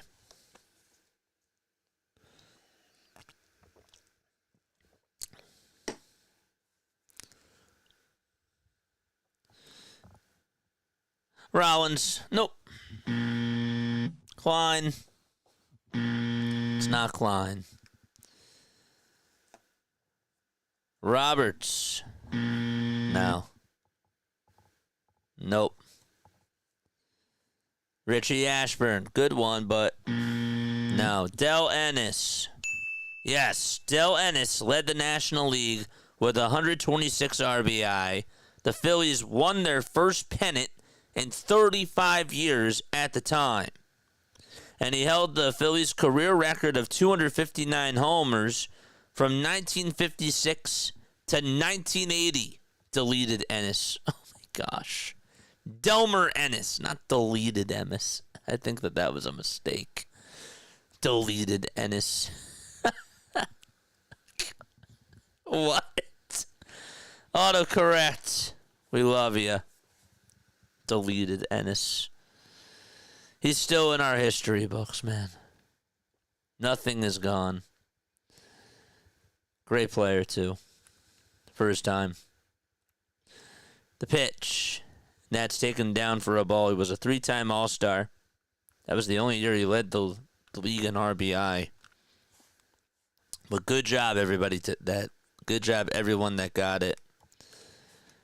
1 ball, 1 strike to Paul. And Paul takes outside for ball 2. Jesus Luzardo with 86 pitches. Orion Kirkering is warming up in the Phillies bullpen.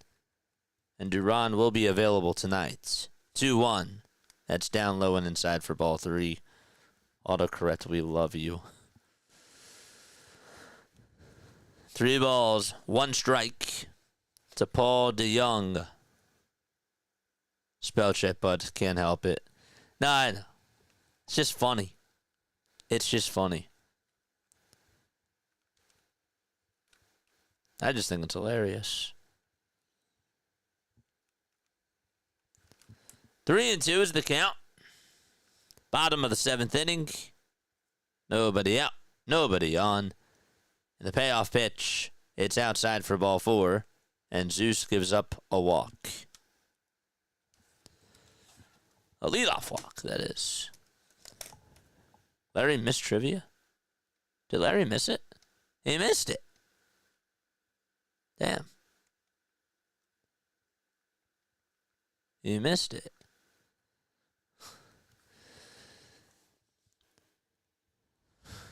Pitch to Adams. This one's flied out over towards left field, and that is going to get down. It's going to hit off the wall and going on over to third base, and stopping there is going to be DeJong. And so there's a double with nobody out. Hit out over towards left center field by Riley Adams. That pitch was right down the middle. Larry had the right answer first. What did Larry say? I didn't see Larry comment. Did he comment? Larry didn't comment.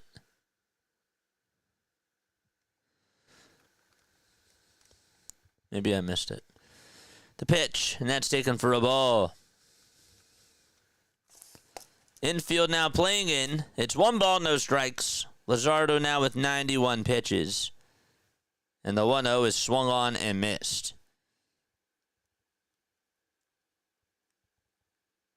It's 1 ball, 1 strike. Dalen Lyle up at the plate. Struck out, he flied out. Luzardo gets set from the belt and deals. The pitch is up high and a little bit inside for ball 2.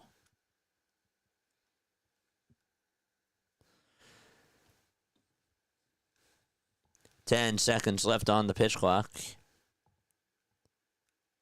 Luzardo pitches from the stretch. And it's chopped foul. You would think that this is probably going to be his last batter, I assume. Nationals 0 for 1 with runners in scoring position. They're actually hitting .269, which is 5th in all of baseball. Hit that thumbs up button, folks, and hit that subscribe button as well. 2 balls, 2 strikes. The 2-2 pitch. It's going to bounce in the dirt for ball 3. Over 200 of you have not hit that thumbs up button. Let's go. Come on. Let's go. Keep hitting that thumbs up button.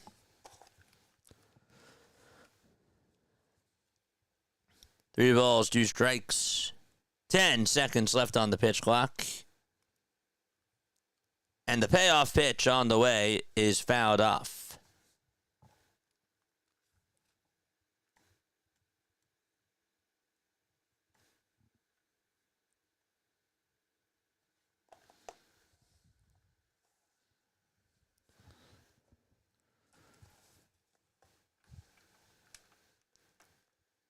3-2 on the way, up high for ball 4. And so the bases are now loaded with nobody out in the bottom of the 7th. And Rob is going to make a move. And it will put in Orion Kerkering. So that's going to be it for Zeus. He just said, darn it. And we will have a pitch and change. Okay, let's start a new poll. All right. Thank you so much for the sub. Whoever just did that, that was really nice. That was our first sub of the day. We have 396 people watching. I'm sure that not all of you are subscribed to the channel. And that just helps me out.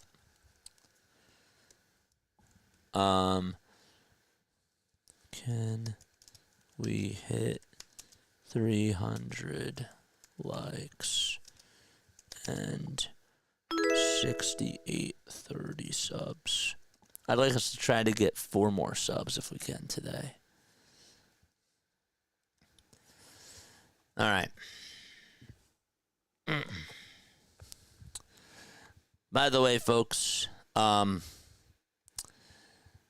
forgot to say this during the 7th inning stretch, but my friend Ethan Baumholtz of Advisors Mortgage, if you guys are looking for a house in the New Jersey area, that's my guy. You should absolutely reach out to him. His link is in the description down below. His email and his phone number, I should say, are in my description down below.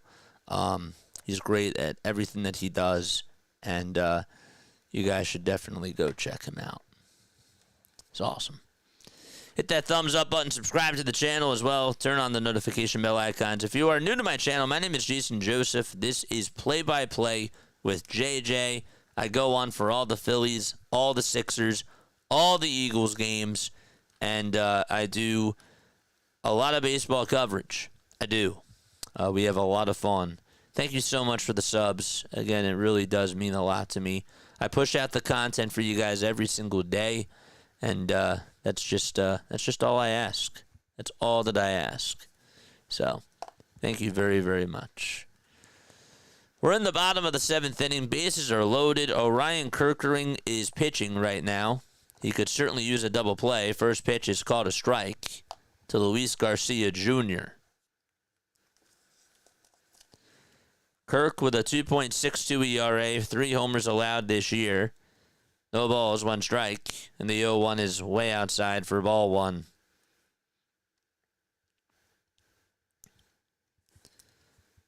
Garcia as a pinch hitter batting .297 with 2 homers and 11 RBI.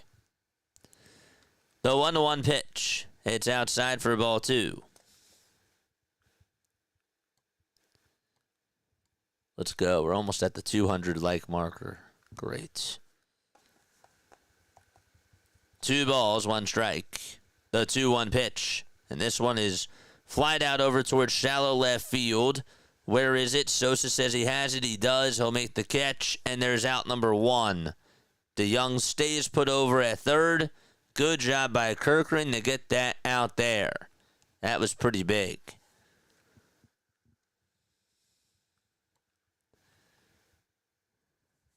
Garcia hit that thing a mile high up. Sosa definitely had to judge that thing correctly, and he did. Had to battle with the wind there. That thing was blowing it in all different types of directions. And now Tenna comes up, and Tenna takes ball 1.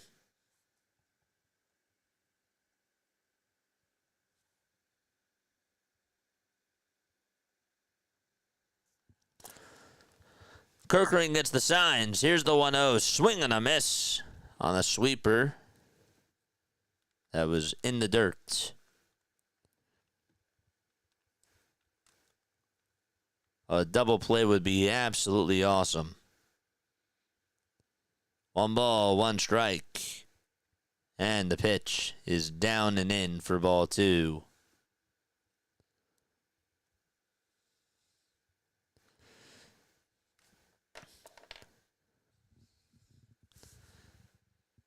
Kerkering gets set at the belt. The 2-1, and that's down for ball 3. He's down in the count. Just don't give him a fastball down the middle. 3-1 pitch. This one is lined out to left field for a base hit. Gave him a fastball down the middle. 1 run's going to score. 2 runs are going to score. And Washington takes the lead 3-2 in the bottom of the 7th inning with 1 out. And Jose Tena able to punch it out to left field for a base hit. He knew it was coming. And that's what happens when you fall behind in the count. He was waiting for it, just drove it the opposite way, kept his head down, squared it up, wasn't going to do too much damage with the ball, and just put the ball in a good spot. Brutal.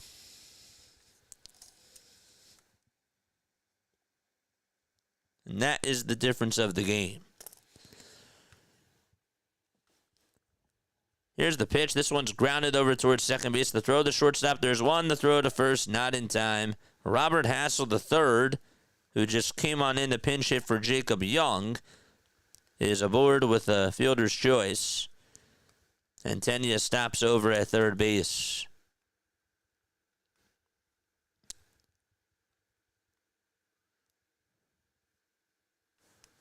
That was Garcia Jr., I believe.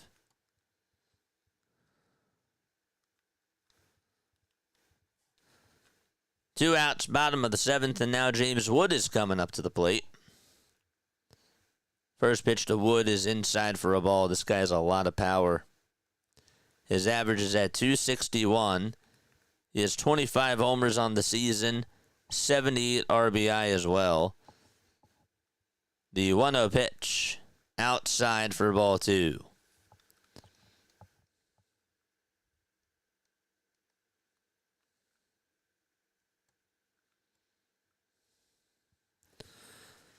Two balls, no strikes. The 2-0 pitch is down and in for ball 3. And so the count is now 3-0.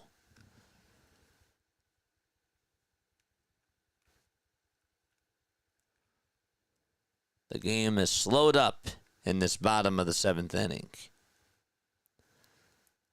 The 3-0 pitch, that's called a strike on the upper third of the zone.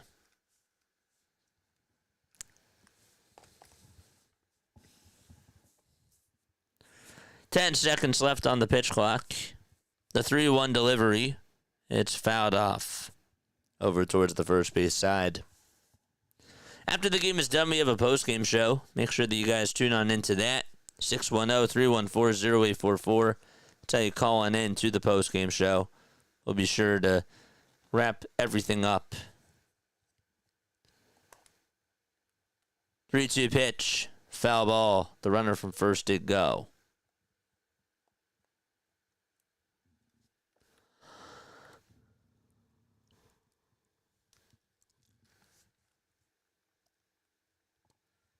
There we go. We got to the 200 like marker. Great. 3-2 pitch and a strike 3 called at the knees. And a big strikeout for Kerkering. And so at least Phillies are only down by 1. And we're going to the 8th inning. Harper, Realmuto, and Marsh will lead it off for Philadelphia when they return. So here's my problem, okay? Here's my problem. Rob waits too long. Rob waits too long in that 7th inning and expects his pitcher, who's starting to leak oil, to get out of it, and then says, Orion, how about you clean up his mess? It's just a lot. It's not just Rob that does it. A lot of other managers do it now too, because of the way the analytics are. And that's the issue that I have.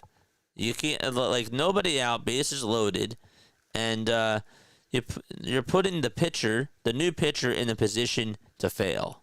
Okay? And while, yes, Orion can't fall behind in that count, it's 3-1. What got him into that place is the whole way that was the whole way that was managed. You know? So I just don't understand that. I never will understand that, and it just doesn't really add up to me. Doesn't make sense. So Luzardo does get charged with all 3 of those runs, though. even though it was 2 runs scored in that inning. But now he's in line to get the loss. So, but yeah, could not get 1 out in that 7th inning. And this also, of course, goes back to your offense too, but DeYoung walks. Ricky Bo says all the time that a walk is a pitcher's worst nightmare, especially later on in the games. So he gives up the walk. Adams on the first pitch, right down the middle, gets a double because he sees a fastball, and he just ripped it out to left field. At that point in time, you got to take a timeout. You got to take a timeout. You got to go talk to your pitcher, get Orion loosened up in the pen, and then, I mean, that really should have been done after the walk was allowed, really, but I'm just saying that even at that point, you're still not talking to him, and that's incorrect too. So we just see it happen so many times, and again, it's not just to the Phillies, it's just throughout baseball too, and it's just annoying. Here comes Bryce Harper, and Harper facing Ferrer here, and he takes ball 1. Bryce did single in the first. 1 ball, no strikes. And here's the 1-0. That looks high, but it's called strike 1.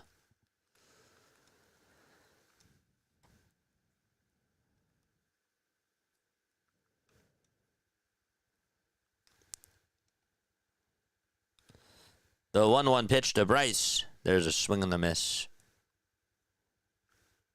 You're in the 7th inning. Your pen should be up right away. They should, but how come you're not calling for time after he goes up the walk? 1-2 to Bryce. Ground ball hit over towards second base. It's played on 2 bounces. The throw over to first in time. And so there's 1 away in the top of the 8th inning.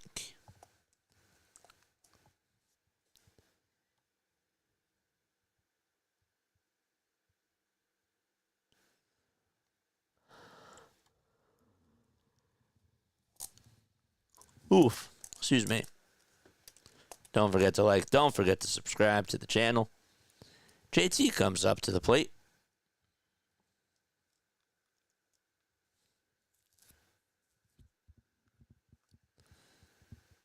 Phillies down by a run, and JT's going to ground the first pitch over toward shortstop. DeYoung has it, throws it over to first. Out number 2 is recorded. It's only taken Ferrer 5 pitches just to get 2 outs. His ERA stands at a 4.68. Does have 1 save on the season. Last time he pitched, he got a win. And he went 1 1/3, gave up 3 hits, and got 6 batters to ground out.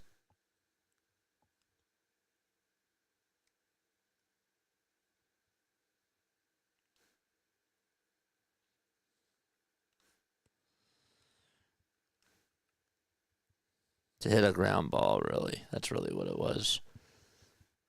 Here comes Harrison Bader. And it's an 0-1 count.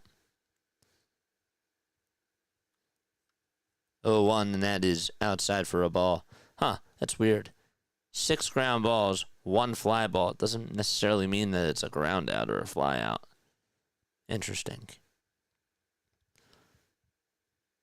1-1 pitch to Bader. Line drive, base hit out to center field. The tying run's over at first base for Philadelphia.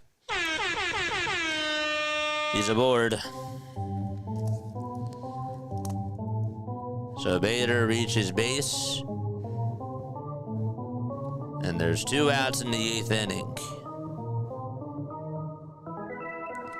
George!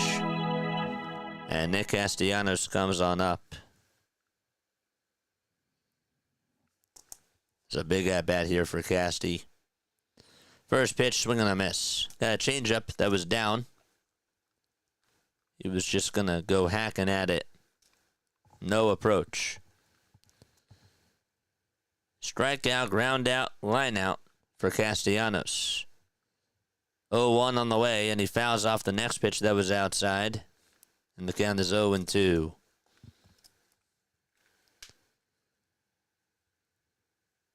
And see, like when you do that, you're putting yourself in a hole. You're falling behind the A ball.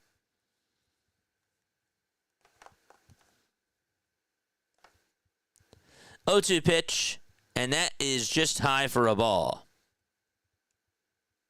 I am shocked that he took that.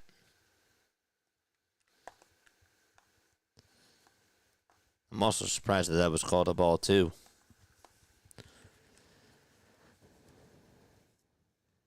Castellanos 0 for 3, as we mentioned before.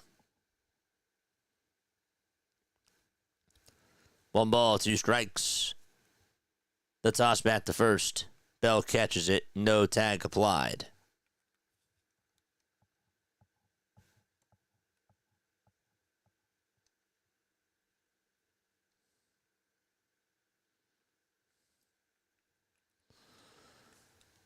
One-two pitch to Casty, swing and a miss. He got a changeup there that was low, and Ferrer gets out of the inning, and we are going to the bottom of the 8th inning, 3-2 Washington. Cruz, Bell, DeYoung are all due up for the Washington Nationals. Okay. If you guys want to hear my real thoughts after the game, you're more than welcome to stay on. And calling into the show, too. It's a chance for you to not only listen to what I really have to say, but you can also hear as well other callers. And if you guys want to be heard, you can call into the show, too. That's why I like to do this. I haven't done this in about a week or so, but I wanted to get back into the habit of doing it. So that's what it's for. I would love to hear what you guys have to say. Bottom of the 8th inning coming up. Nationals will have Cruz, Bell, and DeYoung come up to the plate. Need some water. So it's a 1-run game.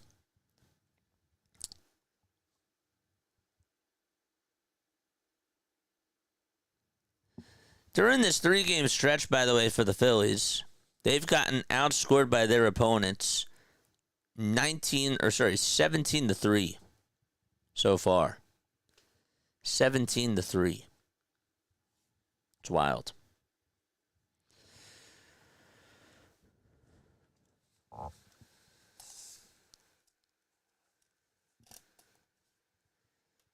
Mets lead at 3-2 as they're in the bottom of the 6th inning. They were down 2-1. They just took the lead.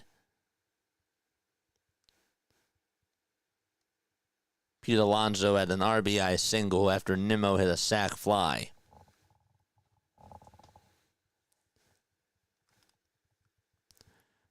The Guardians, they lead at 5-4 against the Miami Marlins. How do you feel about Harrison Bader? I think he should be playing more. I do. That's my actual thought. I think he should be playing more.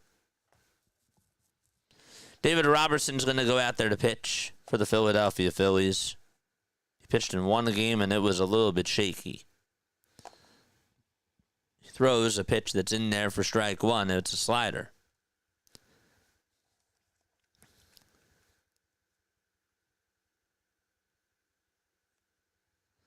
Oh, 1 pitch. Line drive. Foul ball.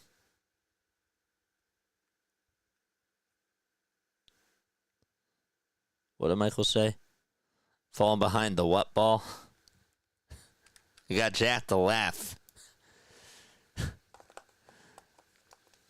0-2. That is on the inside corner for a called strike 3. I don't know if I've ever heard Jack laugh before. Or seen Jack type in LOL.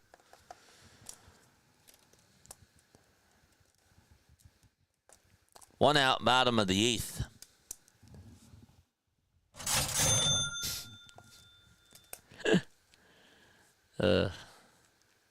Josh Bell is coming on up to the plate.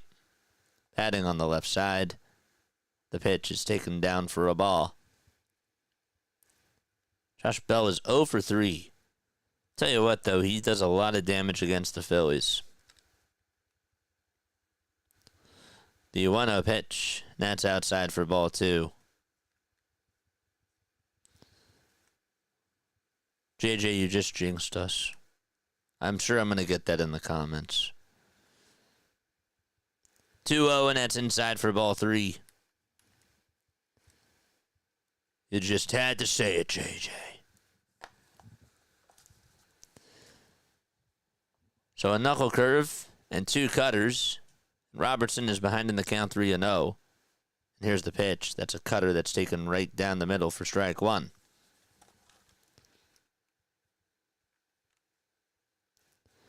Three balls, 1 strike. Robertson kicks and fires. Swing and a miss. On a slider on the outside edge.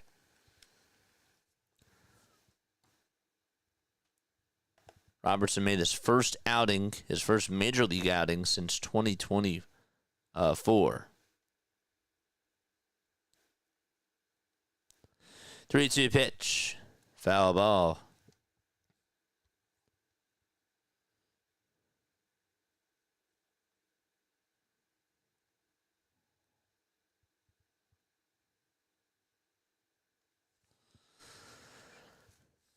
The payoff pitch to Josh Bell. This one is grounded over to third base, and everybody's going to be safe. So Josh Bell gets on with an infield single. Was barehanded by Edmundo Sosa. He actually sort of lost it on the bare hand. It was going to be a tough play anyways. Wasn't really his fault. Just soft contact by Josh Bell.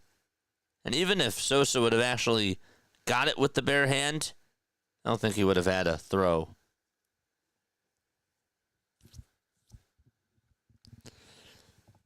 One out, bottom of the 8th inning, and Paul DeJong is the next man up. The pitch, it's popped up over towards shallow right field, and Castellanos is there, and he'll make the catch. Stott and Casty got a little bit dicey there. Stott sort of ran away from the ball. Casty ran over to it, and he was like, what the heck, man? And there's out number 2.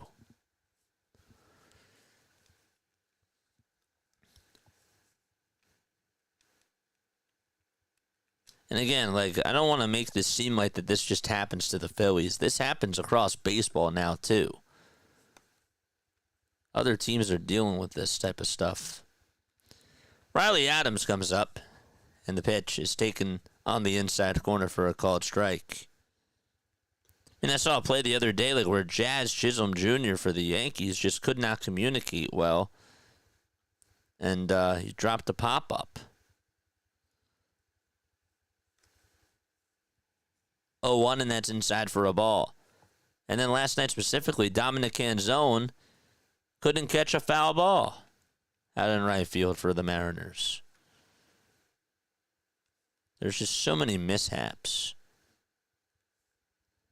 1 ball, 1 strike. Here's the 1-1. Check swing, did he go? Yes, he did. And the count is 1-2.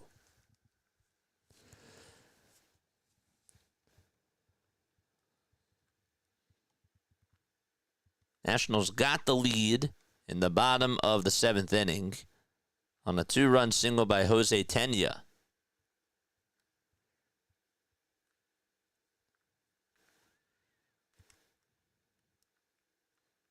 One ball, 2 strikes.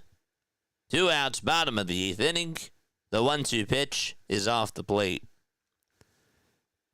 And the count is 2-2. Help us get to 300 likes. We're at 216. The last time I checked.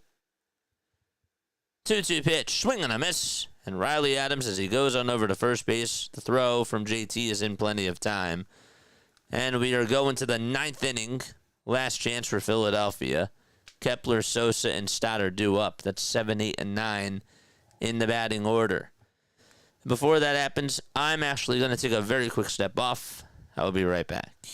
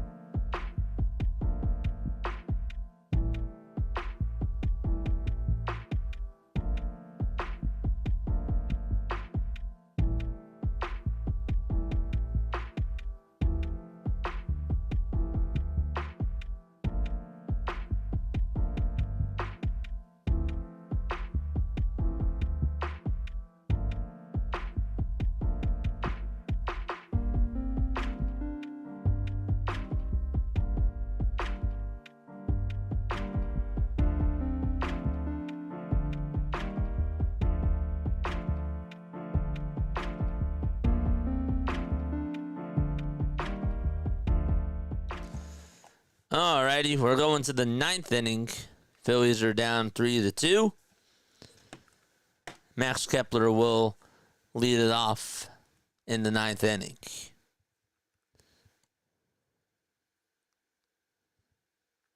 Sure you guys keep it clean in the chat.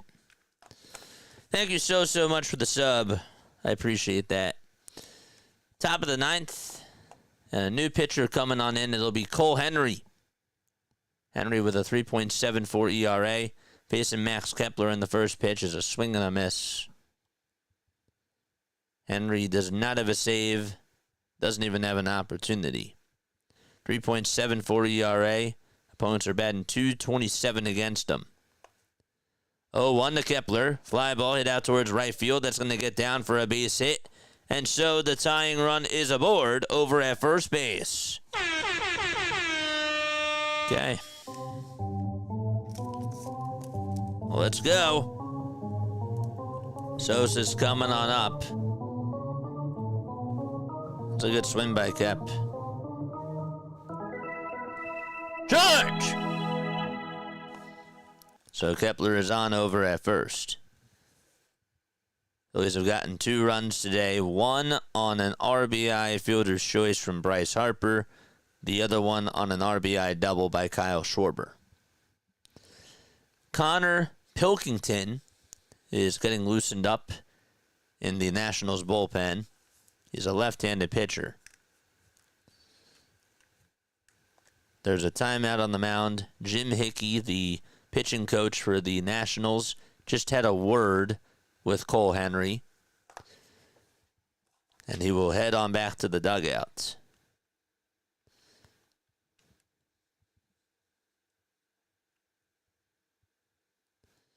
Here comes Edmundo Sosa. Sosa's 0 for 2. He's going to show bunt. He takes it back. It's inside for a ball. And so the count is 1-0. Bunt, yes or no? Do you think Sosa should bunt, yes or no? He's going to show bunt. And the 1-0 is taken outside for ball 2. It's a 2-0 count to Edmundo Sosa.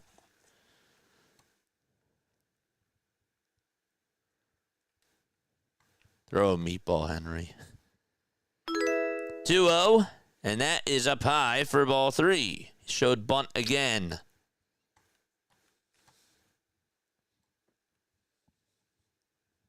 A blunt. It's funny. Sosa in the box. Heading the count 3-0, and here's the pitch, and that's a fastball that's taken for a called strike at 92 miles per hour. I would still lay down the bunt here.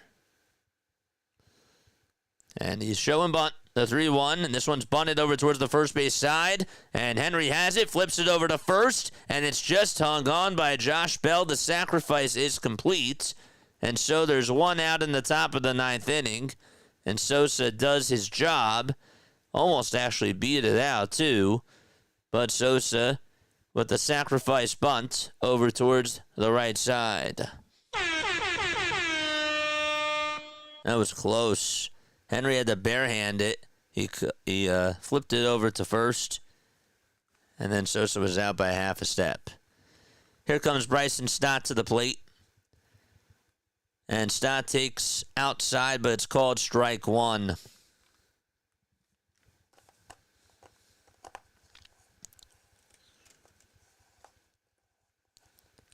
Bryson's 1 for 3 with a double back in the 3rd.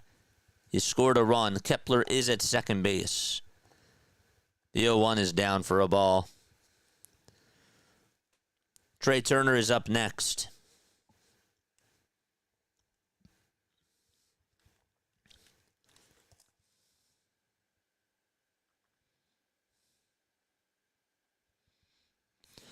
The 1-1 pitch. The Stotts. Ground ball hit over to first base. Knocked down by Bell. He has it. Redeems himself. And takes it over to the bag for out number 2. And that's going to put Kepler over at third base. Phillies down to their final out. And Trey Turner is coming up.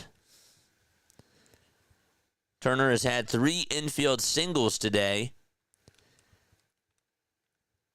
He's looking to try to tie the game here. Also scored a run on the RBI double. So timeout taken on the hill.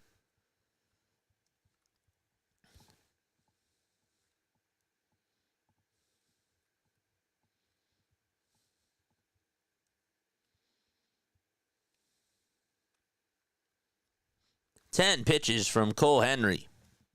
Hit that thumbs up button. Subscribe to the channel as well if you have not done so already. My name is Jason Joseph. This is Play-by-Play with JJ. Turner's in the box. First pitch to Trey. That's down for a ball.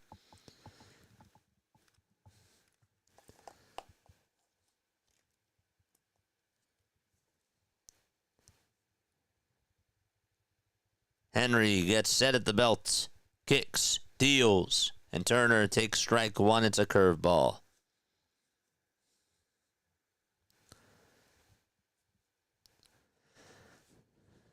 Schwarber is on deck.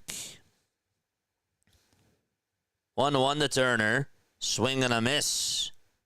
That pitch was inside. And Philadelphia down to their final strike.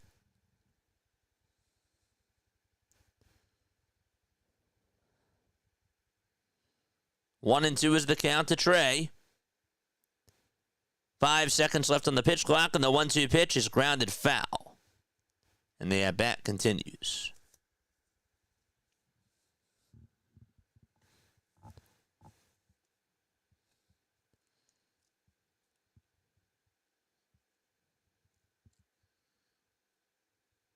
Nationals fans standing on their feet. 1-2 to Turner, and he lines it foul towards the first base side. That was a rocket.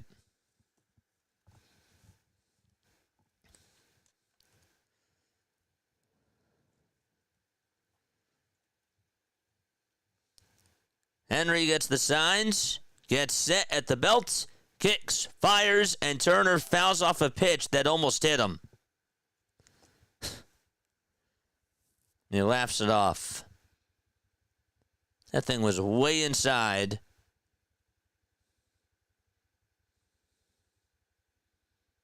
Gosh. It actually hit off his helmet, too, as he fouled it off.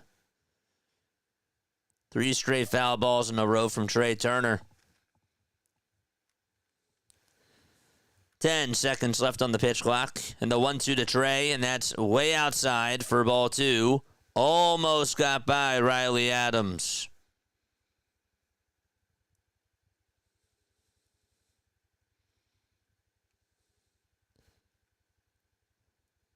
It was a great play by him. The 2-2 to Turner. Swing and a miss, and the ball game is over. And Cole Henry gets his first save of the season. And the Phillies go down. They are now on a 3-game losing streak. And they lose by a final score of 3-2 out in Washington, D.C. Paul DeJong is the player of the game. Had a solo homer. He walked. He scored 2 runs. And this is just one of those games where you just flush it down the toilet. And you have to come back tomorrow playing better baseball. Wow, I got a lot to say. This was a very disappointing loss from the Philadelphia Phillies, and they just were not prepared. They were not prepared at all whatsoever. I will break everything down. I will truly let you know what my thoughts were about this game, but this is one of those games where you're just not happy. You're not happy at all because with how that they've been playing over these last 3 games, it's just not good enough. It's not good enough. And that last at-bat by Trey Turner was also really bad. But yeah. All right, give me 3 minutes. 3 minutes, and then we will take phone calls. We'll do the post-game monologue and all that jazz. And we'll get back into the swing of things of what we were doing beforehand. But yeah, overall, not a good game today by the Phillies. Very poor plate approach against Brad Lord. No reason why he should have even been able to go that deep into the game. and Rob Thompson mismanaged the game, and we'll break more down. All right, I love you all so much. We'll be right back. Don't go anywhere. Stay tuned for the postgame show.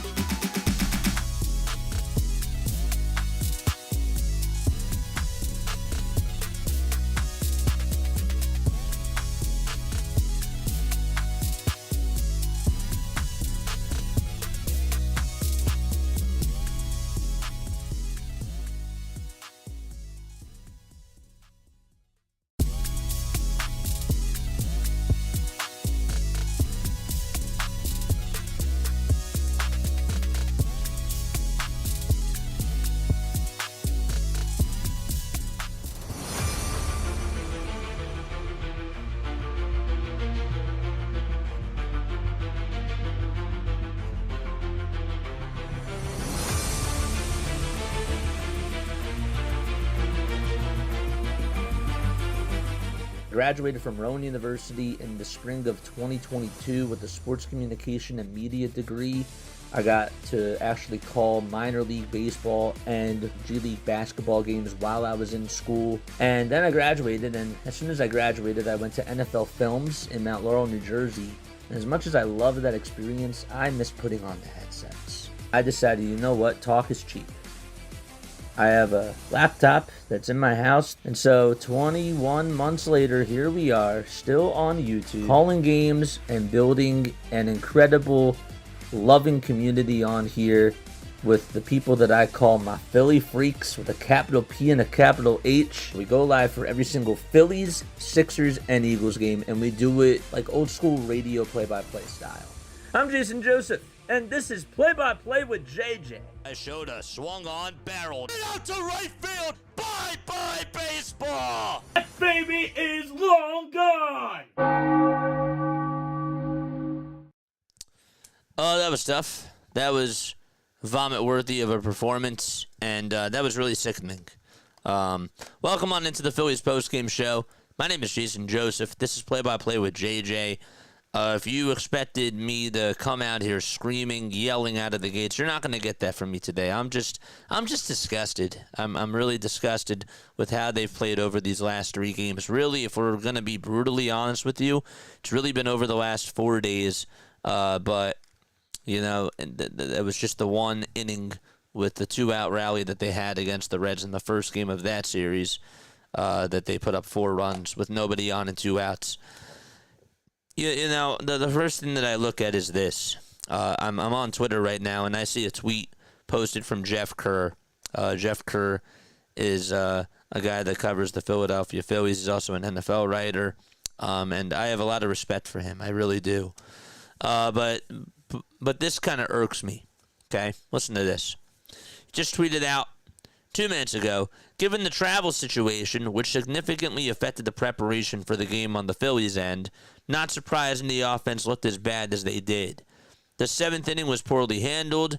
That's the ball game. Would expect the Phillies to be better tomorrow with regular sleep and get into the ballpark on time, not immediately off a plane. It's these types of comments that make me really annoyed. And why does it make me annoyed? Because if you're a team that's filled with that has contender aspirations, you figure out a way. We're talking about a Washington Nationals team that is in last place in the NL East, and you just figure out a way to beat this team. This team is in a rebuild mode. This team is not contending for anything. This team is not even close to even being mediocre. They don't have an identity. They just fired their manager a month ago and their GM. So when I hear things like this, I just don't like that, because that to me is making an excuse. You didn't play well. That's the bottom line. You did not play well. It doesn't matter what the traveling was, how the flights were. They had to play yesterday. The Nationals actually had to play yesterday too, and I believe that they were out in Kansas City. So, they were dealing with the same exact thing. And so I don't like to say that the Phillies weren't on a level playing field here, because that's really how it sounds. And again, I have a lot of respect. I have a lot of respect for Jeff. I really do. But it's just those types of comments that really do irk me, because that's just making an excuse, in my opinion.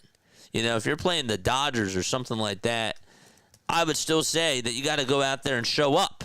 You got to go out there and execute. You're getting paid so much money to play in this type of a game, where a lot of people would love to be able to go out there and make the millions of dollars that these guys are making. I don't usually like to bring that stuff up. I'm very pro players, but you gotta be held accountable. You have to be held accountable. And I feel like a comment like that is just something that just, I don't know. It sort of lets that thing go. What did happen tonight? What did end up going wrong? Here's what ended up. Here is where the Phillies went wrong. Brad Lord is a guy that throws a lot of fastballs. He throws a lot of fastballs. He decided, I'm gonna throw more changeups today. I thought that the Nationals, Miguel Cairo, outmanaged Rob Thompson. He did. He outmanaged him. Miguel Cairo found a way to outmanage this guy. And, the Phillies got a lot of changeups from this guy today. And guess what I see? Nick Castellanos chasing. This is like 2024 Nick Castellanos, where he's fishing after pitches that are way in the dirt, way outside, and he goes up to the plate, especially in that 8th inning, with one mindset: I'm going to go out there and swing for the fences, and I'm going to be reckless about it. That's what it looked like to me. And I see a lot of violent swings from him, but it's just not There's just no philosophy, and it's not just him that's doing this. I look at him, though, and I say to myself, well, I got to blame you because you're one of the guys that's getting paid a lot of money on this team, and you've been in the slump. You got to step up. You got to step up. You got to be better. And I just feel like when I'm watching this group over these last 3 games, they're going back to their old ways. They're not working up the pitch count. They're not going in there with a philosophy of, I'm going to try to get on base here, and I'm going to try to make small things happen, and maybe that leads into something big. I don't see any strategy with this team. I don't see that over these last 3 games. So that's what really does irk me. Zeus, he was doing fine. He was doing well. And what needs to happen in that 7th inning is right before he gives up the walk, right? Orion is warming up in the pen. Orion is warming up. But why? Why does it take Rob that long to pull out Zeus? Why? This guy just walked the batter to start off the inning. You have, I believe, 6 mound visits, correct? If somebody could fact check me on that down below. That's where it really feels like that we only use 2 to 3, and yet we save them. I really don't see Caleb Cotham going out there to talk to Zeus or to talk to any of his pitchers, and that bothers me too. It does. That bothers me too.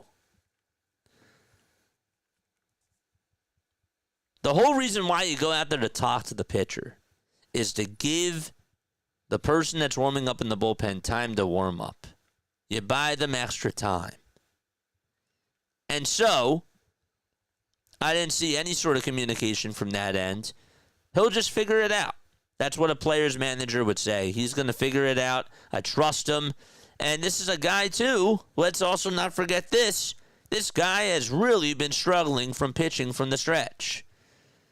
And with runners on base, it does not help him. And so what ended up happening is Riley Adams got a fastball right down the middle. He knew he was going to get it. And to his credit, he sent it out to left center field. It was an absolute bullet. And that put you in a predicament. So I just don't understand what the whole thing is with Zeus being left out there in a situation to fail. Now, Zeus, on the other hand, he just can't figure it out right now. He can't figure it out how to deal with runners in scoring position. He did do it one time today. I believe it was in the 2nd inning. I don't have the stats in front of me. But we see it time and time again. People say, well, he would be fine in the bullpen. If you're coming on into a situation where you have a runner in scoring position and you have to get out of that, I don't trust Zeus. I just don't trust him in that type of a role. I don't. Sorry. That's where I stand. But he wasn't the reason why you lost. At the same time, though, he needed to buckle down. I love that double play that he made in the 6th inning, but you know what I see? I see a loss. And when I see losses, I got to look at what really ended up going wrong and not focus on more so of the positives. It's a shame because you had the lead as well, and you have your 9th inning guy. You have your guy that you used for the 9th inning, and you haven't used him in 2 days. So he's been well rested. So why not go to Orion there in that bottom of the 7th inning after the walk is allowed? You got to give him a short leash. You just do. And your manager should know better, but he clearly just does not. He does not see that. And that's annoying. That's really frustrating. It's not just annoying. Annoying is when he does it occasionally. Frustrating is when he does it time and time and time and time and time and time and time and time again. That's when it becomes frustrating. Should Sosa have bunted in the 9th inning was the question that I had for you in the moment. Some of you guys were fine with it. I thought, in theory, it was a good idea. Even after the count was 3-1, I still said yes. Now, some of you might disagree with me, but I don't really even trust Bryson Stott to lay down a bunt. That's really the reason why I said yes to Sosa. And that's sad. That's really sad. And that, again, goes back on our coaching staff. That, again, goes back to the lack of fundamentals that this team has. At times. We can also go back to Edmundo Sosa and him getting picked off. Him getting caught stealing at second base. He got a bad jump there. Miscommunication from the base coaches. I don't care. He was out. You got to be better. And again, like I love Edmundo Sosa. I know it sounds like I'm picking on the guy. I know it sounds like that I'm just, singling him out.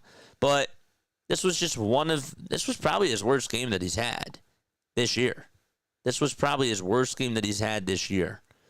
And then, look, I'm watching the defense, and I see Bryce Harper just barely catch a foul ball that should have been a routine play.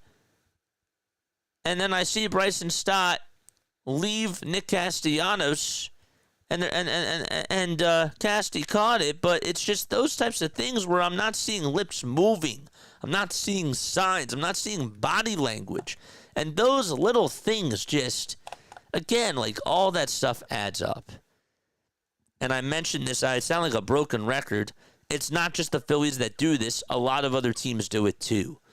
But when you're watching this product out there every single day and you're promised a team that is supposed to go to the World Series, this stuff should have been cleaned up right during spring training. Or at the very latest, April. The end of April. So. But yeah, frustrating. I'm not here to say that the season is over, but you have a right to feel annoyed. You lost to a Nationals team that is 20. Let's see, how many games are they under 500 now before coming on into today? They are 24. They were 24 games under 500. 24. You lost to that team. We're tough. We're tough people. But you should have won. And the Phillies, let's be real, they deserve to lose. They came out flat. They left runners in scoring position. They had 10 hits today. The numbers back it up. They look at analytics all the time, but what they don't look at is runners in scoring position. I see a lot of 1 for 6s, 1 for 11s. Right? I see a lot of 9s, a lot of 7s, meaning guys left on base. Today it was 8.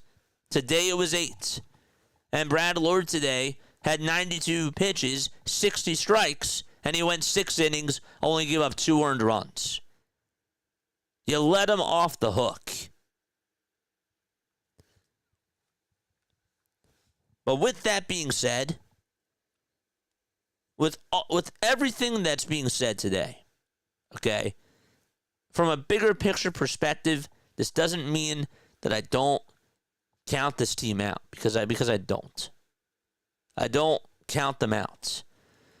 But it's these types of losses that we just sit back and we say to ourselves, man, how are they going to beat Milwaukee like this? How are they going to beat the Toronto Blue Jays like this? If they have these types of woes, this won't fly in the playoffs. It just doesn't. The better team wins. And the Phillies were absolutely not the better team tonight. They looked like that they were a developmental team. They looked like they were sleepwalking on the field and that they just showed up to the ballpark. And it's no excuse that, they played yesterday and they had and they had flight problems. I don't care what it was. I don't care if it was raining yesterday or if they got in at 12 o'clock today. You are a World Series team. That's what you classify yourself as. You got to act like it. So that's where I stand. Hit the thumbs up button. Subscribe to the channel. Call on into the show, 610-314-0844. What runs through your mind after a loss like this? The last thing I'll say is this. This whole six-man rotation idea. Will this work? Part of me wants to say yes. Part of me wants to say no. I do believe that it's important for Ranger to get rest. I do believe that it's important to allow other people to get a day off. But I also know that Zach Wheeler, while he should get rest, I know that he's not going to. I can already hear the excuses of him not being in his routine, him not feeling comfortable, and that part annoys me. I'm curious to see which version of Aaron Nola we get when he comes back.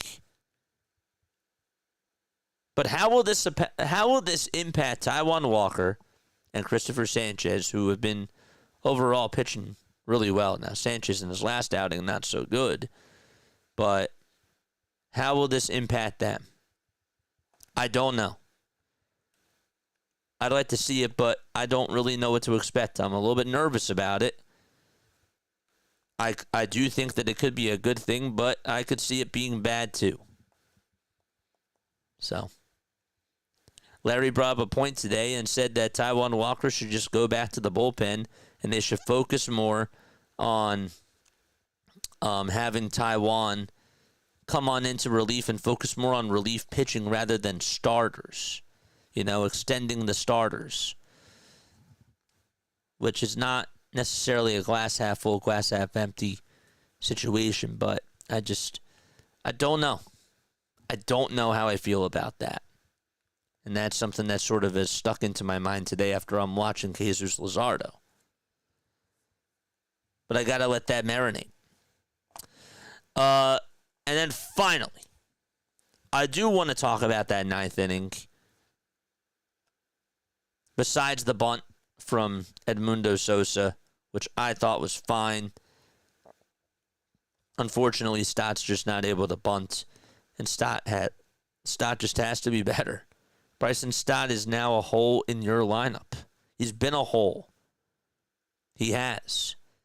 And then what really just annoyed the heck out of me is the final at bat to Trey Turner. The pitch is about to hit you, and you still swing at it, and you foul it off. And you foul it off your head. Like, what are we doing? I'm not advising you to get hit, but if the pitch is way inside, at least dodge out of the way. Why are you swinging? And if you get hit there, Kyle Schwarber comes up. And I think that you have a better chance. You certainly do. Even though Schwarber himself has been struggling, and I know he had the RBI double, but still struck out 3 times. Still was guessing at pitches. Still is his timing is now off. So, but yeah, those are my thoughts on this game. A lot to unravel. A lot to unpack. But let me know where you guys are. We're going to read some comments. In the meantime, though, calling into the show if you guys want to. All right, so let's read some comments.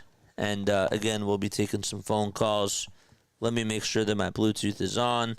I believe it is. I do believe that it is. It's not connected to it. Now it is. Okay, good. Very good. And is Google Voice, is the Do Not Disturbed off? Do Not Disturbed is on. There we go. Okay, it's now off. So you guys can call in now. It was 3-0. What the heck was Sosa doing bunting the ball, giving up and out, especially when they can't hit anyway? Yeah, I understand the point there. I just don't. The problem that I have is that, like, if Stock comes up next, like, you know, Sosa gets himself out regardless, then Stock can't bunt him over because you just don't trust him. I don't know about you, but I don't trust Bryson Stott bunting the ball. So I don't really know. Oh man, we had a caller calling in. Sorry, call on back again. I wasn't paying attention. I thought it was gonna. I was just a little bit asleep there. Robin's not saying anything, and the leaders of the team cannot lead if they are playing like Dookie. Yeah, if they're playing like this, I agree. They just can't. It's gonna be brutal. It's gonna be brutal, and it's weird because we were so high on this team about a week ago, but it's just these types of stretches that just make you question your decision about them. What's going on? You're on play-by-play with JJ. Brutal loss tonight, but how do you feel? Whoops. We all do. I mean, I can accept a little bit what happened in Cincinnati. Cincinnati isn't a very good team, but they have some good starting pitching. I mean, Andrew Abbott is good. Hunter Green was an overall number 1 pick. I mean, there's talent there, but tonight is inexcusable. I mean, the Nationals blow, and they're rolling guys out there, especially out of their bullpen, with earned run averages of 4s and 5s and 8s, etc., and you can't lay a bat on them. Didn't this kind of remind you a little bit of the Chase Phillies from last year? I'll just say this. A guy that flies under the radar in terms of criticism, to me, is Kevin Long. I mean, how does Kevin Long still have a job on this staff? I mean, I can advocate Bobby Dickerson with the work he's done with the infield defense. I see his coaching. I see what Caleb Cotham has done with the pitching, especially Christopher Sanchez. But who has Kevin Long enhanced as the hitting coach since he's been here? I think the only reason he has a job is because he's buddy-buddy with a lot of the players. Yeah. I would have seriously considered firing him and elevating Howie Kendrick to that position, and let's see what happens. I agree. I agree 1,000%. When I'm watching this team, sure, are they playing more small ball than they were last year? Yes. Are they chasing less than last year? Technically, yes. But the problem is that they still don't put up at bats where they're grinding out pitches, where they're fighting things off, and then they're working their way to get on base. Like there is no, specifically today, there was no strategy. I mean, the whole thing with Nick Castellanos was, I'm just going to hack at whatever they give me. And this is a guy in Brad Lord that really throws a lot of fastballs. And I saw the adjustments that he was making. He threw so many more changeups. And the Phillies were just swinging away like it was nothing. Well, why anybody would throw any fastballs at all to Nick Castellanos and Edmundo Sosa is beyond me. Yep. But look, your best hitter tonight as far as hitting the ball hard was Max Kepler. Let that sink in a little bit. Right. I mean, Castellanos infuriates me. I mean, I don't understand how, as a major league hitter, you basically admit that when you step in the batter's box, it's see ball, hit ball. I have no strategy, no foresight as to what I'm going to do, which is ridiculous to me. Different at-bats during a game call for different approaches. And this guy is just flailing and bailing from his first at-bat to his last at-bat. Don't get it. I don't get it either. And the whole thing about Castellanos, to your point, was when he was brought here, he had one job to do. Protect Bryce Harper. Protect him in the batting order. And he's not protecting at all. And it's absolutely brutal, Sean. Thank you so much for the phone call as always, man. I really appreciate you. And let's just hope that we can win tomorrow. I mean, if we lose tomorrow, then maybe this might be our rock bottom. Well, I mean, they should get a good night's sleep tonight, so let's not use that as an excuse. I mean, they walked through 9 innings today, so It did. Absolutely. All right, I'll talk to you later, Have a good Sean. night, Jason. You too. All right. Bye. You too. Bye. Great phone call. Kevin Long doesn't really get a lot of criticism now, but I think that the reason why is because actually I don't really even know the reason why. We blamed him a lot last year. Maybe it's just because he's still here and it's more so like, you know what? We're just tired of blaming him. I don't really know. That's not really an excuse, but that's sort of like the only thing that I can think of. I think he's right. I don't like the hitting approaches. I question what goes on during batting practice, and I'm sure that today that they had to just have quick conversations and whatnot because of the flights. But even still, the batters, the players themselves need to face the music. They need to face the criticism, and what they did today was not good enough. What's going on? You're on play-by-play with JJ. How you feeling after this loss? That's exactly how I feel. That sigh is a very good description of how to feel. I love that. Yeah, really the whole thing's like I'm like, you play against I can give the Reds, can give like a little bit of leniency to the Reds because they sometimes have really good pitching and hitting, but this is the Nationals. These are teams that are below 500. Like, this is inexcusable. It's inexcusable. It's inexcusable. You went to their ballpark. This team is in a rebuild mode. They fired their manager. They fired their GM. They don't know where to go. They just brought up Robert Haig, and I remember calling games, and he was obviously, with the Blue Rocks. But, they just called him up not too long ago. This is a team that doesn't really have a lot of experience, and you just went there and you lost, and they made you look like that you were the Nationals. Literally, you're setting a low standard, but similar to that. That's kind of performance you kind of put in this game, and I knew from the jump. We started getting scoreless, and then we started getting a first hit. Started doing good, and then we started slowing down, started getting cold feet. I'm like, here we go. Yep. Here we go. You're getting cold feet again. Yep.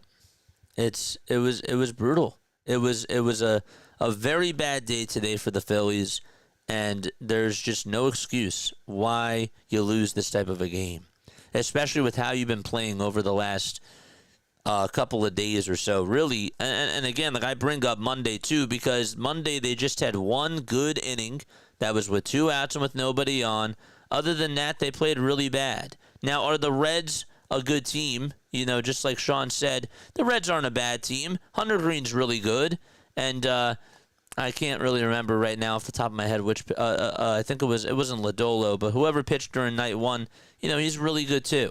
So, but at the same time, my problem is that you're Dave Dombrowski, you're Bryce Harper, you're JT, you're Trey Turner.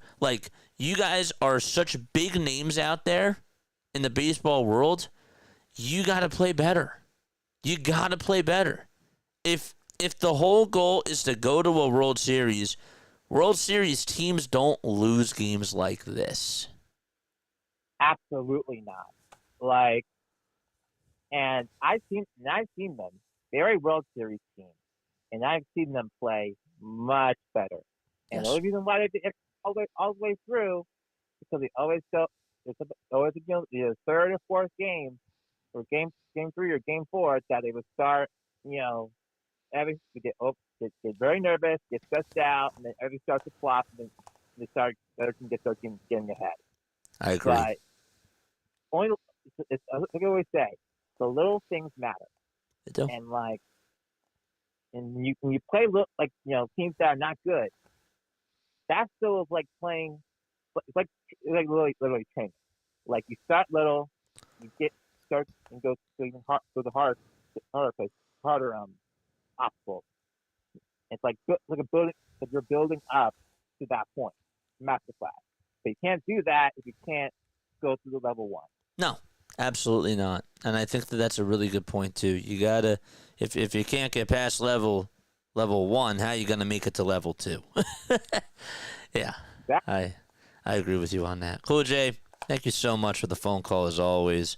I always look forward to hearing what you have to say, and I'm just hoping that we can get a win tomorrow. I mean, at this point, we got to take it game by game. You got to tie the series tomorrow. And take the series, too. Yep, absolutely. All right, I'll talk to you later, all right? All right, man. All right, take it easy. Yeah, he's right. How can you get past level 1, or how can you get past level 2 when you can't make it past level 1? That's the truth. Tomorrow, I don't really feel better. I hate to be this guy, but right now, I just don't feel better. Mackenzie Gore, you remember what he did to us during the first game? Or during that first series? He struck out a lot of Phillies.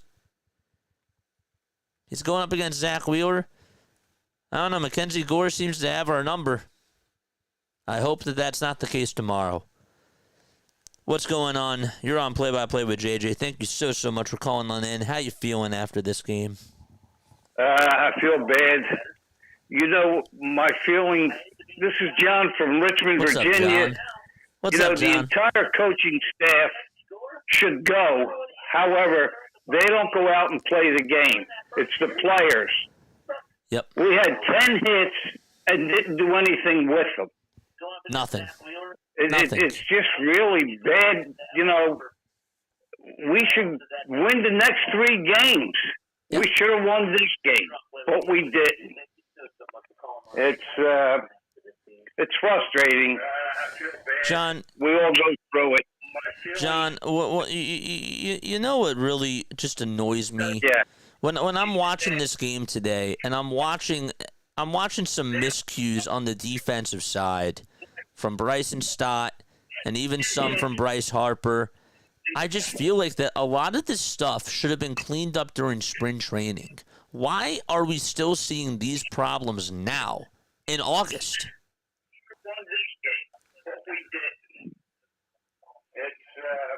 You know? It's frustrating. It definitely is frustrating. Yeah, it really is. But anyhow, all right, John, I will talk to you later. I love you, buddy. I'll catch Thank up you with you. so much for calling on in as always, man. Hey, love you, guy. Yep. Take care. Yep, you too. You too. I just don't get it. They shouldn't have lost this type of a game. Doesn't make sense to me. All right, we'll read some messages. That's going to be it for the phone calls today. But, yeah, they got to bounce back tomorrow. They have to play better baseball, and they need to snap out of this funk. Vomit-worthy. It's crazy. Can you yell at Topper for leaving Luzardo in for too long, please? Oh, I just did. Making excuses. It's crazy. I expected the Phillies to play better as they had no chance to overthink the game being a little late. In fact, the Phillies slept in today. They were sleepwalking. Inspired, call it like it is. They slept walk on the field today. They got guys on and then just, I feel like with this type of a team, like when I'm watching them leave runners in scoring position, it's like pulling teeth with them. They've only had not many games this year where I said, they did really well with runners in scoring position. And that is disappointing. I'm more disappointed in that than I am in Jesus Luzardo. But at the same time, like what it really comes back to again is the coaching staff and the players not being ready and not being held accountable and not wanting to do better. I want to see Nick Castellanos get mad. There's a difference between when I critique Alec Bohm for pouting. It's childish. It's childish when he goes out there and he slams the bat down and he just pouts the way that he does. because he does it all the time.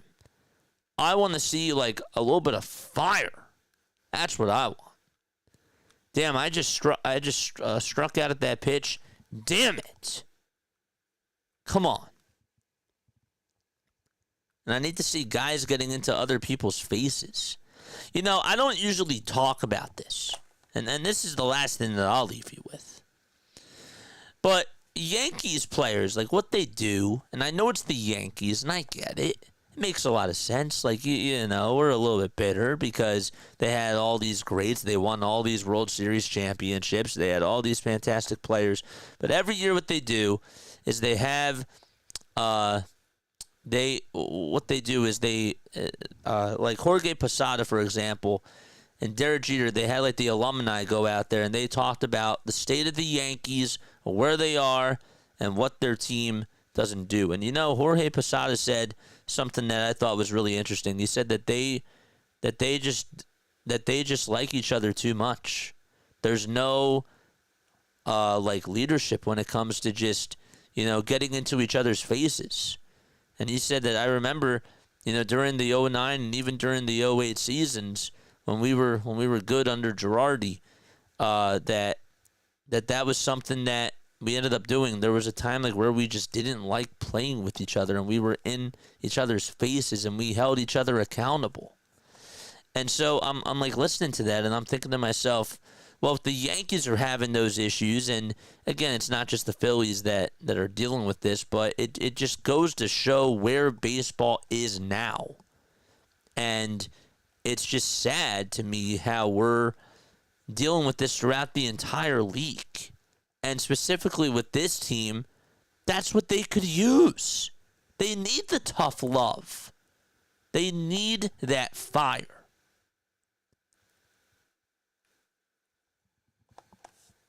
That's all that I gotta say. Read some more text messages. Cassidy, 1 hit in his last 30-plus at-bats. Brutal, right? It's just absolutely awful. Hey, JJ, what do you say the Phillies just lost another game? It's just brutal. It's just so bad. All right, that's going to wrap it up for me. All right, I love you all very, very much. We'll see if this team can bounce back tomorrow. I hope that they can. Ride or die with this team as always. Lila Tov, good night, and I'll catch you on the next one. Ugh, this team's frustrating, but still love them at the end of the day.